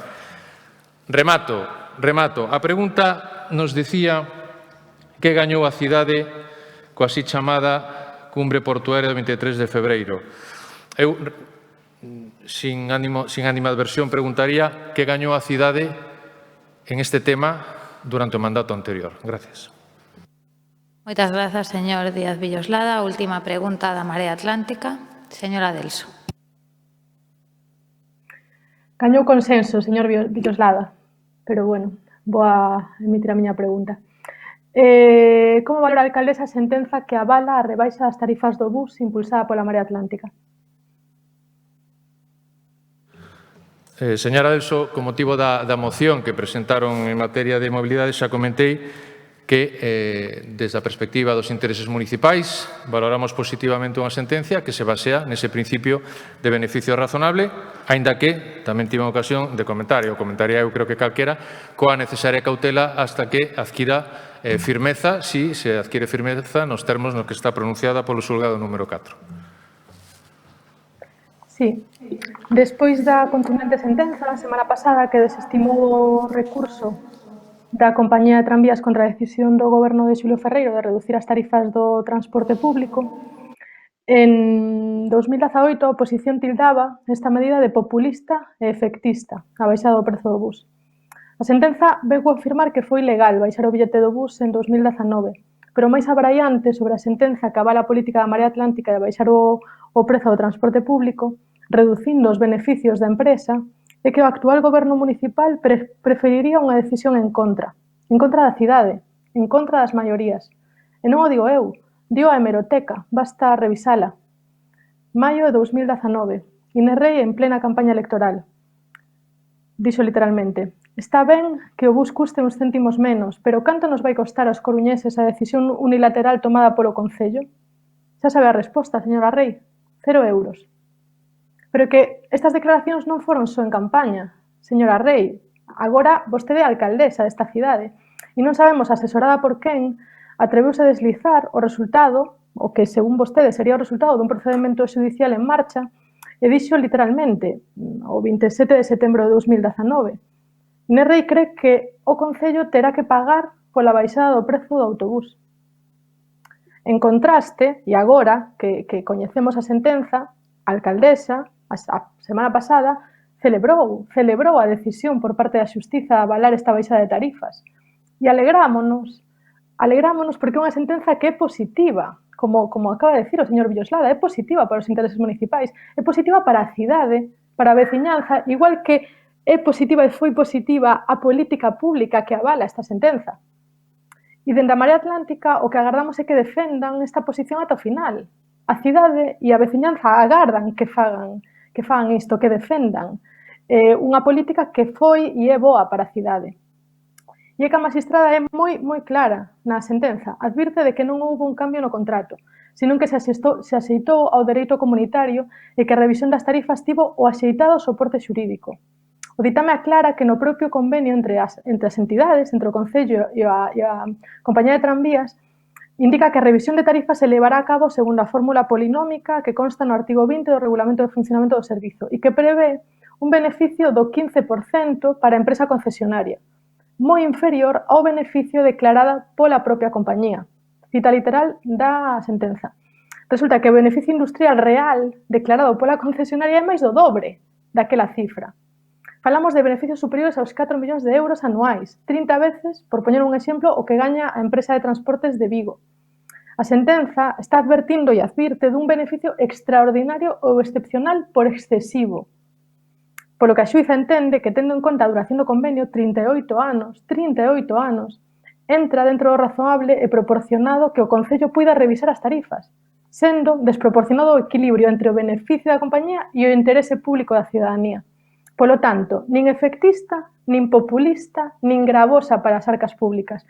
Unha decisión traballada, fundamentada e que beneficiou ao conxunto da cidadanía, que é, a fin de contas, para quen se debe gobernar. E como dixen, agardamos que a señora alcaldesa e o conxunto do goberno municipal defendan esta posición ata o final, polo ben da cidade. E se mo permite, señor Villoslada, un matiz sobre o que dixo na súa defensa e remato xa da moción do transporte público. Pois dos 13 acordos que vimos de aprobar, 5 son acordos de investidura do goberno municipal incumpridos. O sea, fagan no favor de non facernos responsables do que é a súa responsabilidade como goberno. As bonificacións a menores de 26 e maiores de 65. Presentar algún avance no estudo sobre a implantación dunha tarxeta Millennium en Barreiras para persoas en situación de vulnerabilidade con diversidades funcionais. implantar durante o ano 2021 unha nova liña con carácter metropolitano que conecte as vías de entrada á cidade coas estacións de autobuses e tren, así como co polígono da Grela. A posta en marcha da APP Millennium, que eu de verdade que non entendo a que están agardando para poder pagar o transporte público a través do móvil. A posta en marcha da Autoridade Única de Transporte Metropolitano en colaboración coa Xunta de Galicia e como primeiro paso para a súa futura integración na área metropolitana da Coruña. En definitiva, cando van a poñer en marcha todas estas iniciativas? Xa non hai excusas. As Ten que bonificacións rematar, acordadas... señora Delso, ten que rematar. As bonificacións acordadas deberían aplicarse. Agardamos que así sexa. Grazas. Sí, señora Delso, como xa lle teño dito antes tamén, incido, quer dicir, podemos seguir analizando os fundamentos xurídicos da sentencia, o xulgado de contencioso número 4, que é de primeira instancia, é dicir, é susceptible de apelación, e podemos manifestar, como manifestou lóxicamente a alcaldesa a semana pasada, que é unha sentencia a priori favorable aos intereses municipais. Goberne quen goberne, a priori favorable aos intereses municipais, por ese o principio que aplica. Pero hai que ser moi cautelosos á espera de que adquira firmeza esa sentencia, si adquire esa firmeza con eses pronunciamentos. Porque, evidentemente, levar adiante outros acordos de bonificacións ou de decisións cando esta situación estaba subjúdice, entenderá que era, polo menos, algo arriscado ou, senón, algo temerario. O outro pleito que tiñan establecido coa compañía de tranvías sobre o final da concesión, xa saben como rematou. Quero dicir que, por eso, en ese sentido, establecer unha política de transporte público sempre pleiteando coa compañía de tranvías é complicado para poder chegar a acordos de mellora progresiva do servicio. Aínda así, os temos que traballar, pero é certo que o escenario de negociación era complicado. Era complicado. O saben perfectamente. En todo caso, insisto, cautela ante a firmeza desta sentencia, e se así poderemos seguir dando pasos, traballando de cara a bonificacións para menores de 26 e para maiores de 65, como temos nos acordos de investidura.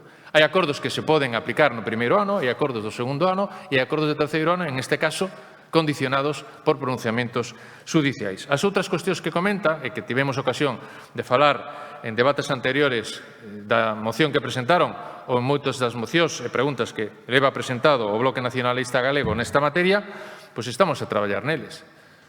Son cuestións como a posta en marcha da APP para pago con móvil no bus, que estará operativa durante este mes. Estamos traballando nas novas liñas, estamos traballando na plataforma de transporte público reservada e outra serie de medidas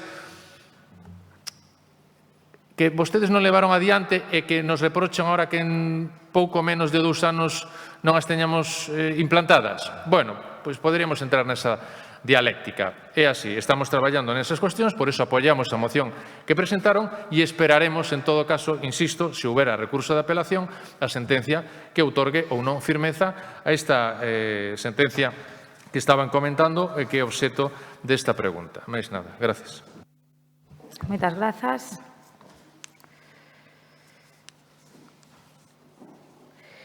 Rematan as preguntas da Marea Atlántica. Turno para o Partido Popular. Señora Cendán. Sí, grazas, señora alcaldesa. Comezo a miña intervención tirando de hemeroteca, como se soe dicir. Medio Ambiente considera a San Diego el parque máis deteriorado de la ciudad, publicado no Ideal Gallego en xaneiro do ano pasado.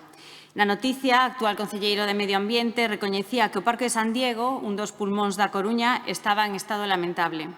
E máis, a concelleira consideraba que probablemente fose o parque en peor estado da cidade. Edificios pintarraxeados, vertín nas zonas de formigón, mobiliario urbano en mal estado e outros problemas menores parecían conspirar para ofrecernos unha imaxe máis que deteriorable e deslucida desta zona verde. Pero isto non é novo. Esta situación foi denunciada xa neste pleno. Busquen nas actas. Son unha boa guía da que deberían ser os seus pasos nun camiño que en moitas ocasións, en máis ocasións das desexadas, resulta sen rumbo fixo. Busquen nas actas, desde entón, pouco ou nada se fixo. É por iso que hoxe, facéndonos eco dunha queixa da Asociación de Comerciantes da Zona, preguntamos á alcaldía que van facer para revitalizar a paxareira do Parque de San Diego ante o deixamento en funcións para mantela nun estado adecuado. Gracias. Señora Cendán, estamos avaliando os posibles usos da paxareira, que efectivamente atópase nunha situación de abandono. Entre eses mesmos usos estamos avaliando o que se deriva do convenio coa ONG Ecos do Sur. Grazas, señora concelleira. Ante tal deixadez, o Goberno botáballe a culpa á concesionaria. Cuestión está tan manida neste pleno como as referencias ao Antigo Testamento. O certo é que cada un ten os seus propios mantras e este Goberno municipal ten a súa propia idiosincrasia.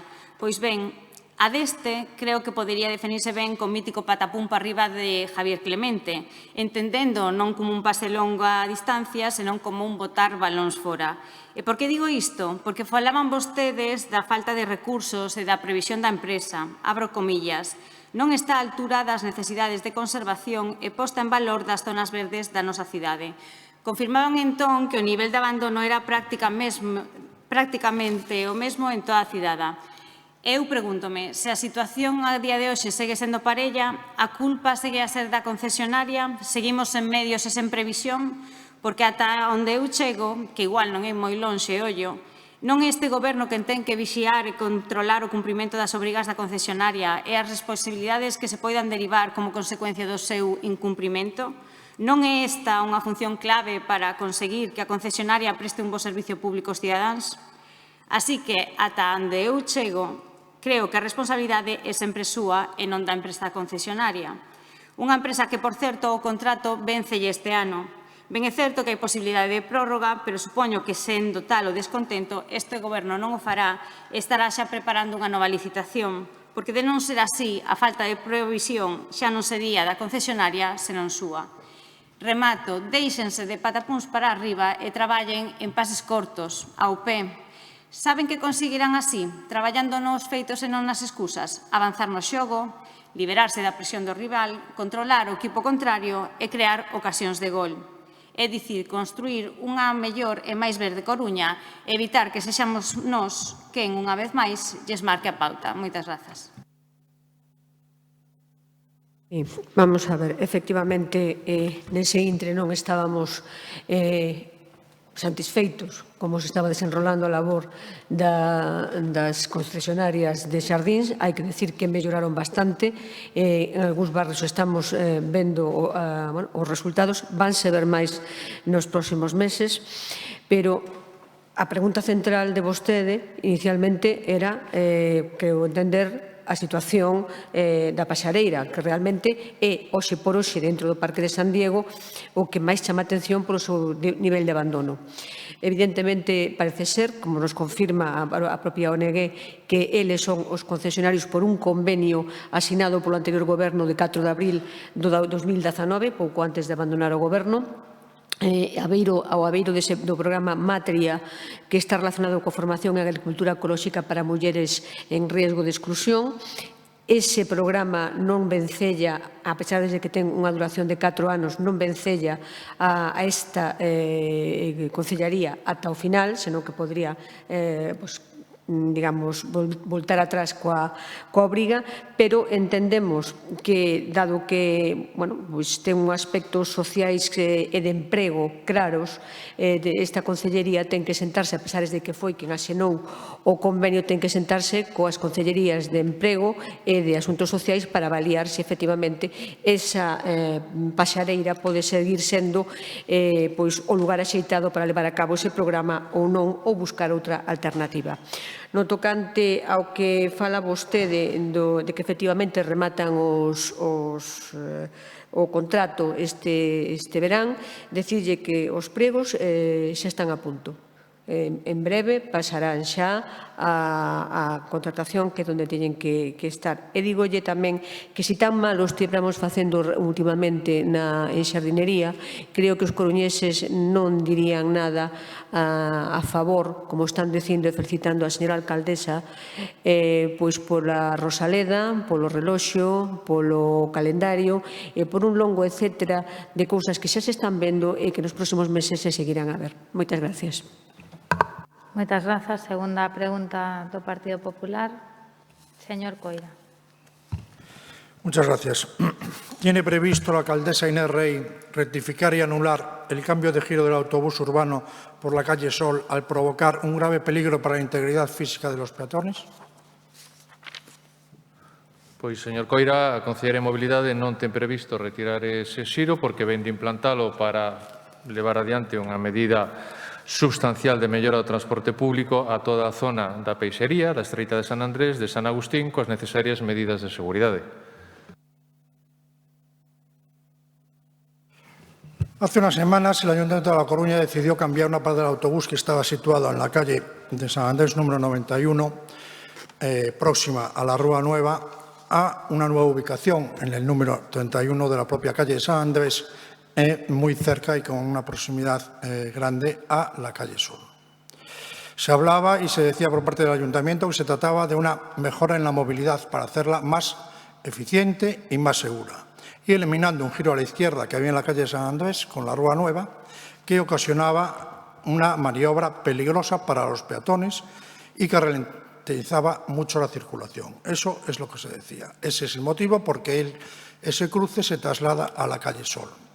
Calle Sol a la que hemos trasladado este problema, porque resulta que no es más eficiente ni más seguro que el cruce que había en la calle Rúa Nueva, con el agravante de que es mucho más peligrosa porque tenemos un firme de plataforma única, con lo cual, si consideramos que en la Rúa Nueva la acera evitaba que las ruedas de los autobuses se acercaran a la zona de los peatones, aquí eso no sucede. Hay que recordar que por aquí pasan 4 líneas que están permanentemente funcionando todo el día y que, insisto, es una situación de tensión para los propios conductores de los autobuses que se ven nerviosos cada vez que se encuentran a un peatón en la zona peatonal. Los vecinos de San Andrés se quejaron desde el primer momento de la instalación de la propia plataforma de la parada de autobuses, que no tiene barandilla, lo cual ocasionó la caída de algunas personas en esta zona y, insisto, esta plataforma única hace que el giro sea mucho más peligroso. Si era malo y peligroso el giro en la Rúa Nueva, es mucho más peligroso, si cabe, en la calle Sol. Se lo voy a demostrar con mucha facilidad. Mire, tengo aquí 2 fotos que yo creo que demuestran claramente la situación. Cómo pasa el autobús. Esta persona soy yo, o sea que no hay ningún problema. Mire el autobús donde está y mira aquí el autobús donde está. Casi toca la pared y el escaparate de la tienda Blanquita. El pasado martes, día 2 de marzo, la portavoz del Grupo Municipal y yo mismo estuvimos allí apoyando a los vecinos, convocamos a los medios de comunicación. O casualidad, curiosidad, coincidencia, se encontraban también unos operarios municipales que intentaban, con unas pequeñas actuaciones que consistieron básicamente en pintar unas líneas amarillas en torno a los contenedores y señalizar para que no aparcaran los vehículos, pero la situación de peligro permanece. De verdad que es un peligro para todos los peatones. Hay que tener en cuenta que por esa calle circulan muchos niños que van a Zalaeta, muchos chicos estudiantes que van a los Salesianos, los padres que van a dejar los niños a la guardería infantil Ágora, que está un poco más arriba en la calle Sol. Yo le pediría, por favor, a la alcaldesa Inés Rey que cuando termináramos este pleno, se lo pido como favor personal, se acerque a esa calle. Fíjese usted cómo pasan los autobuses y cuando vea que los autobuses pasan como pasan en la fotografía, la única decisión que puede tomar usted es cambiar inmediatamente ese giro del autobús, que es muy peligroso para todos los coruñeses que circulan por esa zona. Se lo pido, por favor. Estoy seguro que no vamos a dejar que pase una desgracia en la que todos no estaríamos nada contentos con que sucediera.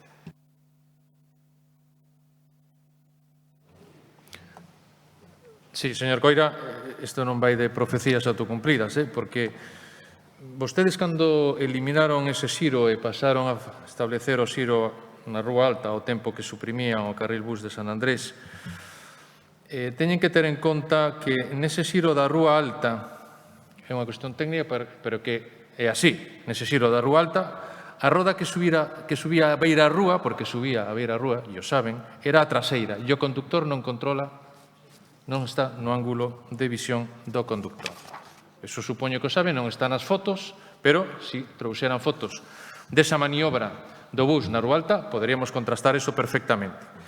No Siro, na Rúa Sol, ademais das medidas de seguridade iniciais que se estableceran, este martes, mentres, vou non dicir así, non me tomen a mal, facían o seu TikTok coa TVG, coa Televisión Pública de Galicia, isto é algo que estamos acostumados, a utilizar os servicios da Televisión Pública de Galicia, pode ser casualidade ou non, que estiveran ali ese día, que había que aplicar novas medidas porque estamos implementando novas medidas progresivas de seguridade.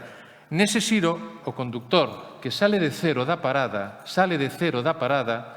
ten toda a visión que non tiña na Rúa Alta.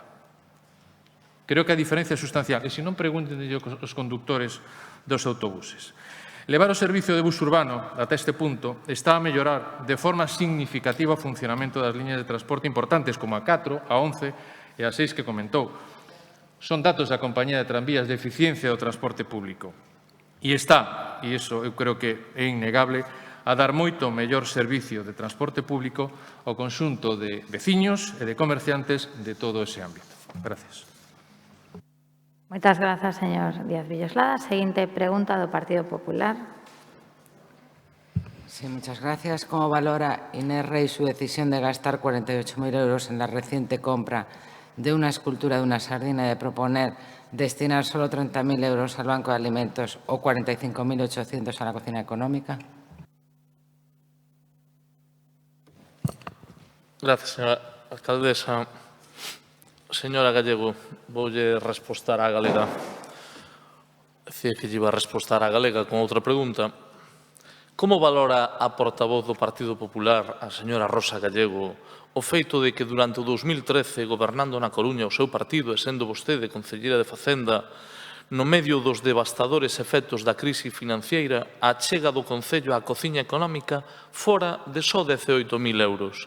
E como valora que Inés Rey subirá esa aportación nun 254,4%? Sí, señor Laje, esa cantidad se fue subiendo y ustedes han vetado una... No, se fue subiendo los siguientes años sucesivos, sí, señor. Y de hecho el Partido Popular presentaba una enmienda para incrementarlo este año. Antes de nada me gustaría dos cosas. Una, titular de la señora Sobral, concejala de barrios. Nos reunimos con asociaciones, no con los vecinos. Se entienden muchas cosas. Desde septiembre, que fue nombrada concejala de barrios, 28 visitas. Sale a 6 meses, 6 visitas, 6,4 visitas al mes. Récord. Y otra cosa curiosa, una concejala de empleo cesada y un concejal de empleo que jamás le oí hablar de empleo, ni en este pleno ni en ningún lado. Es increíble. Solo habla cuando hay un tema de memoria histórica. Yo un poco por hacer un resumen del pleno, sinceramente. Bueno, antes de nada, no solo se han gastado 48.000 euros, sino que la estatua ha costado 52.800 con IVA, que es lo que pagan los coruñeses por la estatua. Vaya por delante que no tenemos nada absolutamente en contra de la escultura, ni muchísimo menos, pero no es el momento. Unos días después de hacerse la foto la alcaldesa en la escultura, allí mismo se manifestaba el sector de la hostelería reclamando las ayudas que este año no están ni negociadas ni cuantificadas y de las que solamente hay un borrador. No tocan fotos con esculturas, lo que toca es priorizar la aprobación de un nuevo Presco y una bajada de impuestos para ayudar a los coruñeses en un momento de crisis económica y social. Estamos en marzo, seguimos sin Presco. Las escasas rebajas fiscales que se han aprobado son de corto alcance, además de la subida del IBI del 3% que aprobó el Gobierno municipal, parece que ha venido para quedarse. De hecho, hosteleros y autónomos no tienen este año de momento ayudas municipales y siguen pagando sus impuestos y tasas al ayuntamiento a pesar de estar cerrados o con aforos limitados. Toca ingresos cero, impuestos cero. Hay que marcar prioridades. Está claro que los barrios no lo son, está claro que el empleo tampoco. Pero para su Gobierno parece que ahora mismo no es ayudar a quienes peor lo están pasando en la pandemia. La oposición hemos estado a la altura, hemos votado a favor de sus propuestas. Lo vimos en este pleno, han salido todos los asuntos. Incluso de las poco ambiciosas, les hemos tendido la mano para elaborar unos nuevos presupuestos, para aprobar un primer plan de rescate o los nuevos convenios. Pero nos encontramos con documentos urgentes, cerrados, sin margen de negociación, recortes de derechos fundamentales de los concejales, como es que se impida votar enmiendas en los plenos. Es incomprensible que a estas alturas del año aún haya ayudas sin pagar del año pasado. Hoy otra foto más con el presidente de la Diputación, la tercera para firmar 1,2 millones que ya vienen de octubre del año pasado. Es que es la tercera. Primero se anunció que los iba a dar la Diputación, luego se llevó a Junta de Gobierno que se prorrogaba para este año y hoy por fin se firma el convenio que se aprobó el martes pasado que también anunció el presidente de la Diputación. Son ese mismo dinero para pagar 600 ayudas del año pasado que están sin pagar del Presco. Bueno, nos gustaría hacer aportaciones serias, saber el remanente y de cuánto dinero se va a disponer. Mientras tanto, la Xunta, porque dirán que es su competencia, ya ha destinado 160 millones de euros en 3 meses a 2 planes de reactivación y paga de forma ágil. Esperemos que copien el modelo. Tienen como base el plan del año pasado, que se aprobó con consenso por unanimidad. Era un buen plan, susceptible de mejorar, por supuesto, pero mal ejecutado. La realidad es que la alcaldesa dialogante no dialoga, impide votar enmiendas a la oposición y ha priorizado adquirir una escultura por casi 53.000 euros en el mes de febrero para hacerse una foto en carnavales en lugar de destinar ese dinero a reforzar convenios con entidades sociales.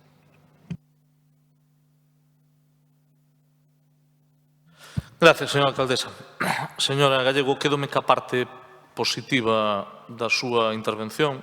Creo que neste pleno empezou a dar mostras de que non quere formar parte dunha pinza. Vamos a ver se opta polo camiño de facer pinza coa Marea Atlántica ou opta polo camiño de buscar acordos e entendemento.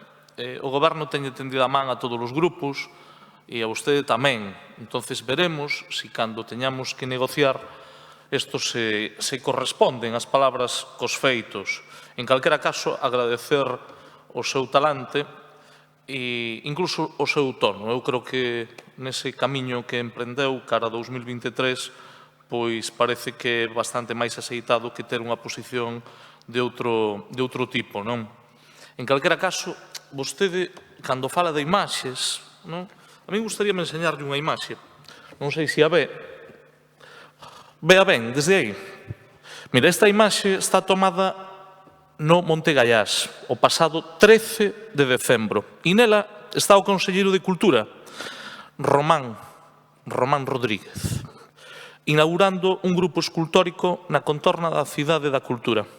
Entendo que vostedes, que sempre son coherentes, non, señora Gallego, co que están defendendo, hoxe mesmo solicitaránlle ao presidente Feijóo o cese do conselleiro ou danse de baixa no Partido Popular, imagino. Porque entendo que o 13 de decembro, cando a Xunta aínda non pagara ningún peso á hostelería, non era de recibo, por suposto, como iba a ser de recibo, inaugurar esculturas no furado negro do Gaiás, verdad? Non era unha sardiña, pero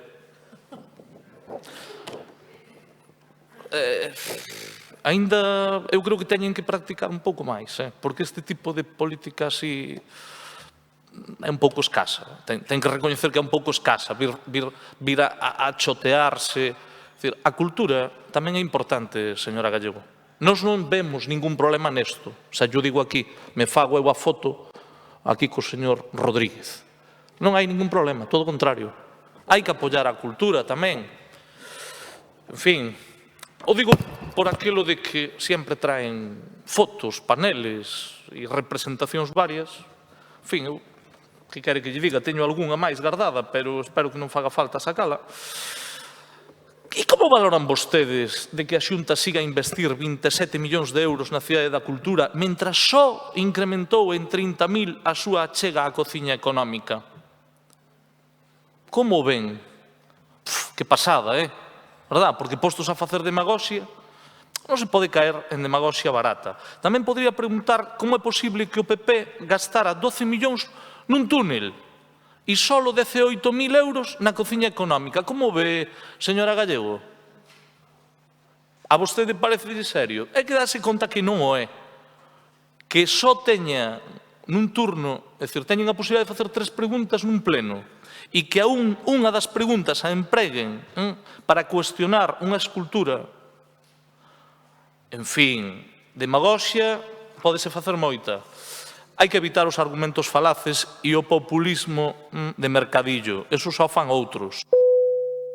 Que vostedes entren na senda do populismo de cadena 100, pois a verdade é que non di moito de vostedes. O tono e o talante, ben, pero por agora o contenido, algo mal. Nada máis e moitas grazas. Moitas grazas. Rematan as preguntas orais. Pasamos xa aos rogos orais. Señora Faraldo. Gracias, alcaldesa. Bueno, teñamos un rogo oral con respecto ao hórreo ubicado en Alfonso Molina.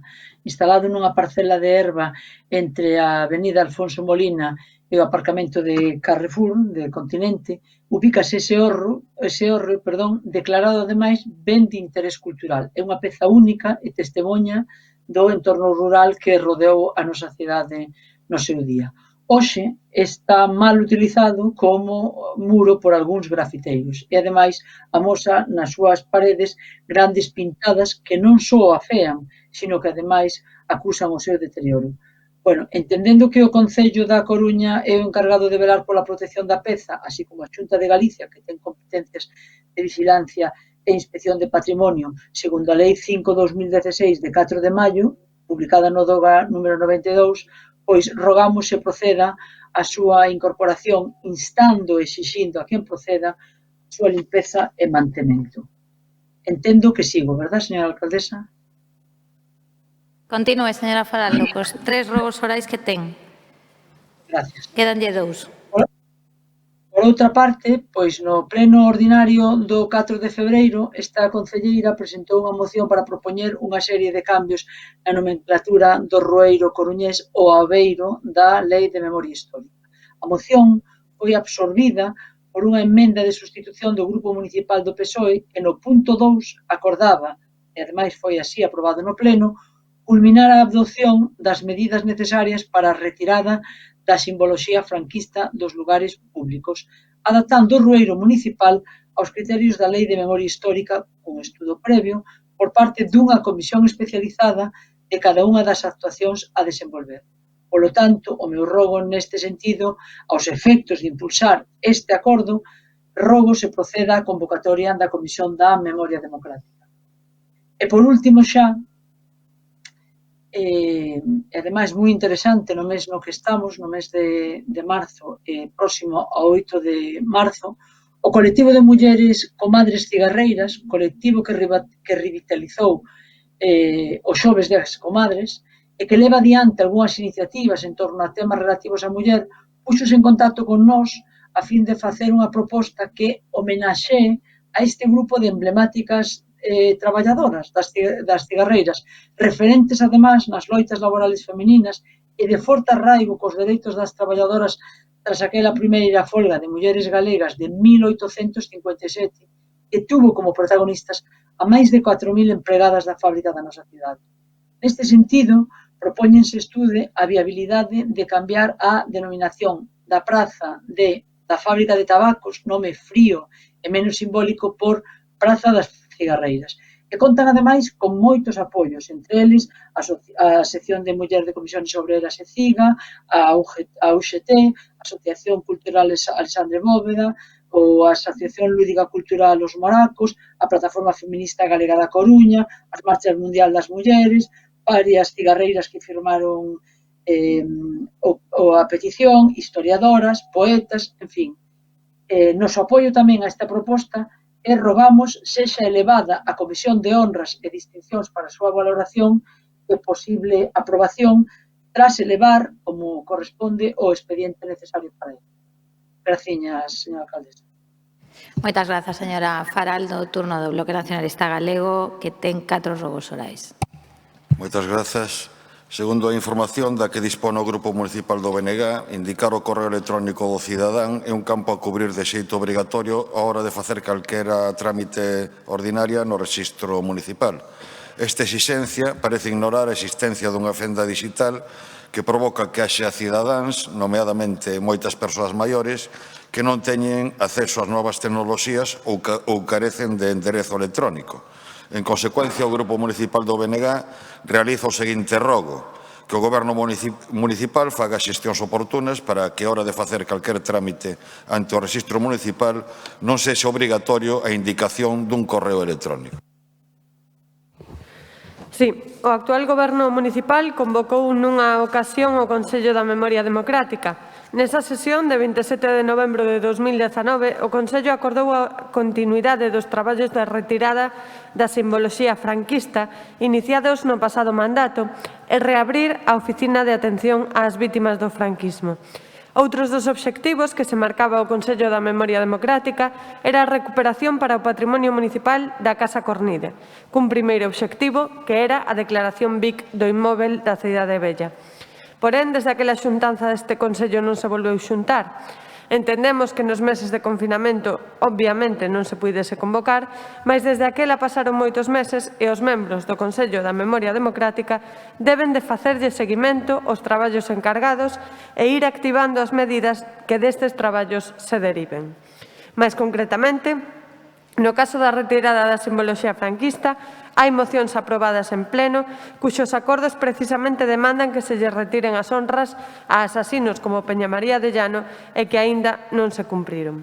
No que ten a ver coa Casa Cornide, hai feitos que deberían obrigar o Goberno local a presentar o antes posible a demanda xudicial para a súa recuperación, toda vez que sabemos que o Goberno local xa solicitou a declaración de BIC, xa conta cun informe xurídico da Universidade da Coruña e que xa se ten pronunciado o Tribunal Superior de Xustiza de Galiza sobre o caso do Pazo de Meirás.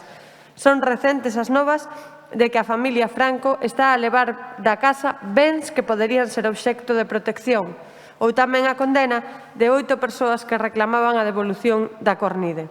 Por iso, o Grupo Municipal do BNG realiza o seguinte rogo: que o Goberno local convoque o menor tempo posible o Consello da Memoria Democrática para que os diferentes grupos dean conta dos traballos realizados canto á simboloxía franquista que fica por retirar na cidade e máis para dar conta das accións para a recuperación da Casa Cornide o patrimonio municipal. E o seguinte: o 28 de marzo de 2017 formalizouse o contrato con Eulen para a xestión dos servizos complementarios, montaxe, desmontaxe e atención ao público das casas museo da cidade da Coruña. O prazo de duración era de 2 anos que comezaron a contar desde a data de formalización do contrato e doutros 2 anos de prórroga. Así pois, estamos agora a piques de rematarmos os 4 anos totais de licitación sen que haxa un novo proceso de contratación en marcha. Este servizo, a SEMADE, é un servizo onde hai un número importante de persoas en risco de exclusión social traballando continuamente no seu cadro de persoal ou tamén indirectamente a través das subvencións que concede a Xunta de Galiza para a contratación por un máximo de 9 meses de persoas perceptoras da Risga. A cuestión é que podería incluírse nos pregos de contratación que se elaboren de cara á nova licitación que a nova empresa gañadora poida ofrecerlles contratos estáveis ás persoas perceptoras da Risga que xa traballasen no servizo a través das ditas subvencións e que, ademais, xa teñen demostrada a súa capacidade para traballaren nas casas museo da cidade. Por iso, o Grupo Municipal do BNG realiza o seguinte rogo: que desde a Concellaría de Economía, Facenda e Réxime Interior, así como desde a Concellaría de Cultura, se traballe para incluir nos pregos de contratación dos servizos complementarios, montaxe, desmontaxe e atención ao público nas casas museo da cidade da Coruña, que se elaboren de cara á nova licitación unha cláusula para que a nova empresa gañadora poida ofrecerlles contratos estáveis ás persoas perceptoras da Risga que xa traballasen no servizo a través das subvencións da Xunta de Galiza e que xa teñen demostrada a súa capacidade para traballaren nas casas museo da cidade da Coruña. Ben, o seguinte rogo foi rexistrado o 23 de febreiro.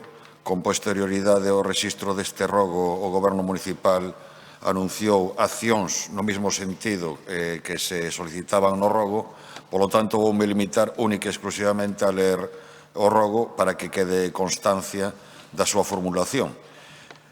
Rogo que a alcaldesa dea instrucións aos servizos xurídicos para que o Concello interpoña un recurso contra a sentenza da Audiencia Provincial da Coruña que recoñece aos herdeiros do ditador Francisco Franco o presunto dereito a ser indemnizados polos gastos que lles ocasionou beneficiarse dun ben expoliado ao patrimonio público. Moitas grazas. Como ben di, neste último rogo as instruccións xa foron dadas. Turno da Marea Atlántica, que ten 3 rogos orais. Sí, moitas grazas. No primeiro rogo que temos registrado hai un erro, pon que Comisión da Memoria Democrática, pero non é así, é sobre o Consello Municipal de Igualdade. Ben, di así, o Consello Municipal de Igualdade foi creado durante o mandato da Marea Atlántica co obxectivo de facilitar a participación dos colectivos feministas na elaboración das políticas públicas municipais e para recoller tamén as súas propostas. A data actual, o Goberno municipal continúa sen convocar este Consello nin unha soa vez en todo o que vai de mandato, a pesar de ser unha ferramenta irrenunciable no fomento do diálogo social e coa urxencia que temos en riba dunha crise de coidados que exixe múltiples aportacións na resolución dos retos máis inmediatos. É por iso que rogo que o Goberno municipal convoque a maior brevidade o Consello Municipal de Igualdade.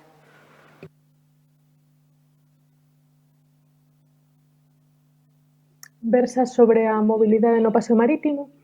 Durante a desescalada no mes de maio, o Goberno local adoptou medidas extraordinarias de carácter temporal para a mobilidade peonil e a práctica deportiva no paseo marítimo. Pecháronse ao tráfico rodado os carrís contiguos ao paseo marítimo, abríndose para peóns e deportistas. Deste modo, puideron respetarse as distancias de seguridade requeridas pola situación sanitaria.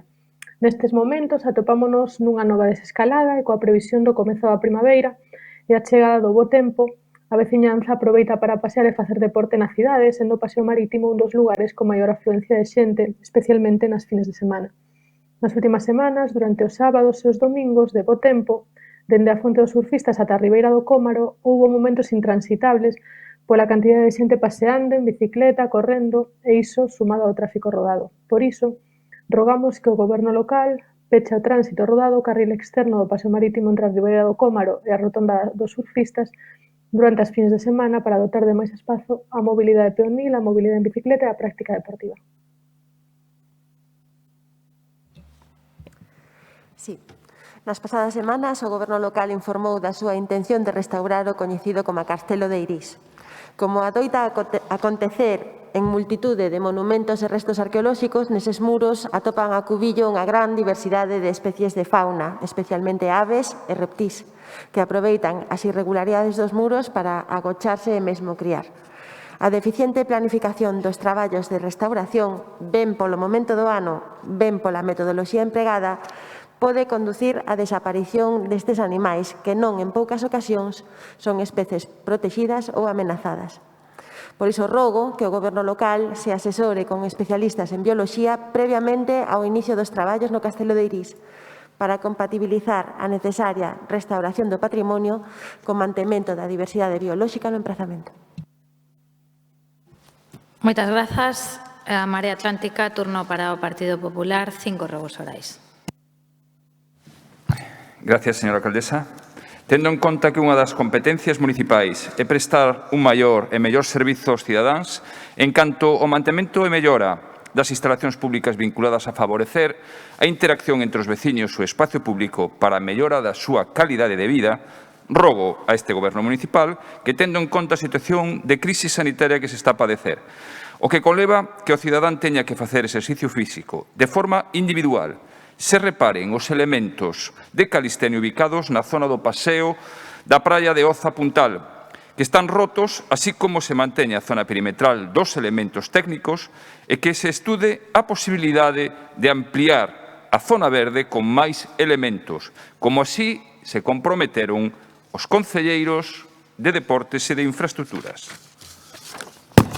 O seguinte rogo ten que ver con instalacións deportivas, tendo en conta que unha das competencias municipais é prestar un maior e mellor servizo aos cidadáns en canto a promover, fomentar os programas xerais do deporte con colaboración con outros entes locais e vista da pouca sensibilidade que demostra este Goberno co tecido deportivo, rogo que o Goberno municipal reserve o espazo deportivo para que se fagan as pistas municipais de atletismo e os campos de fútbol de fans que a alcaldesa prometiu no seu programa electoral.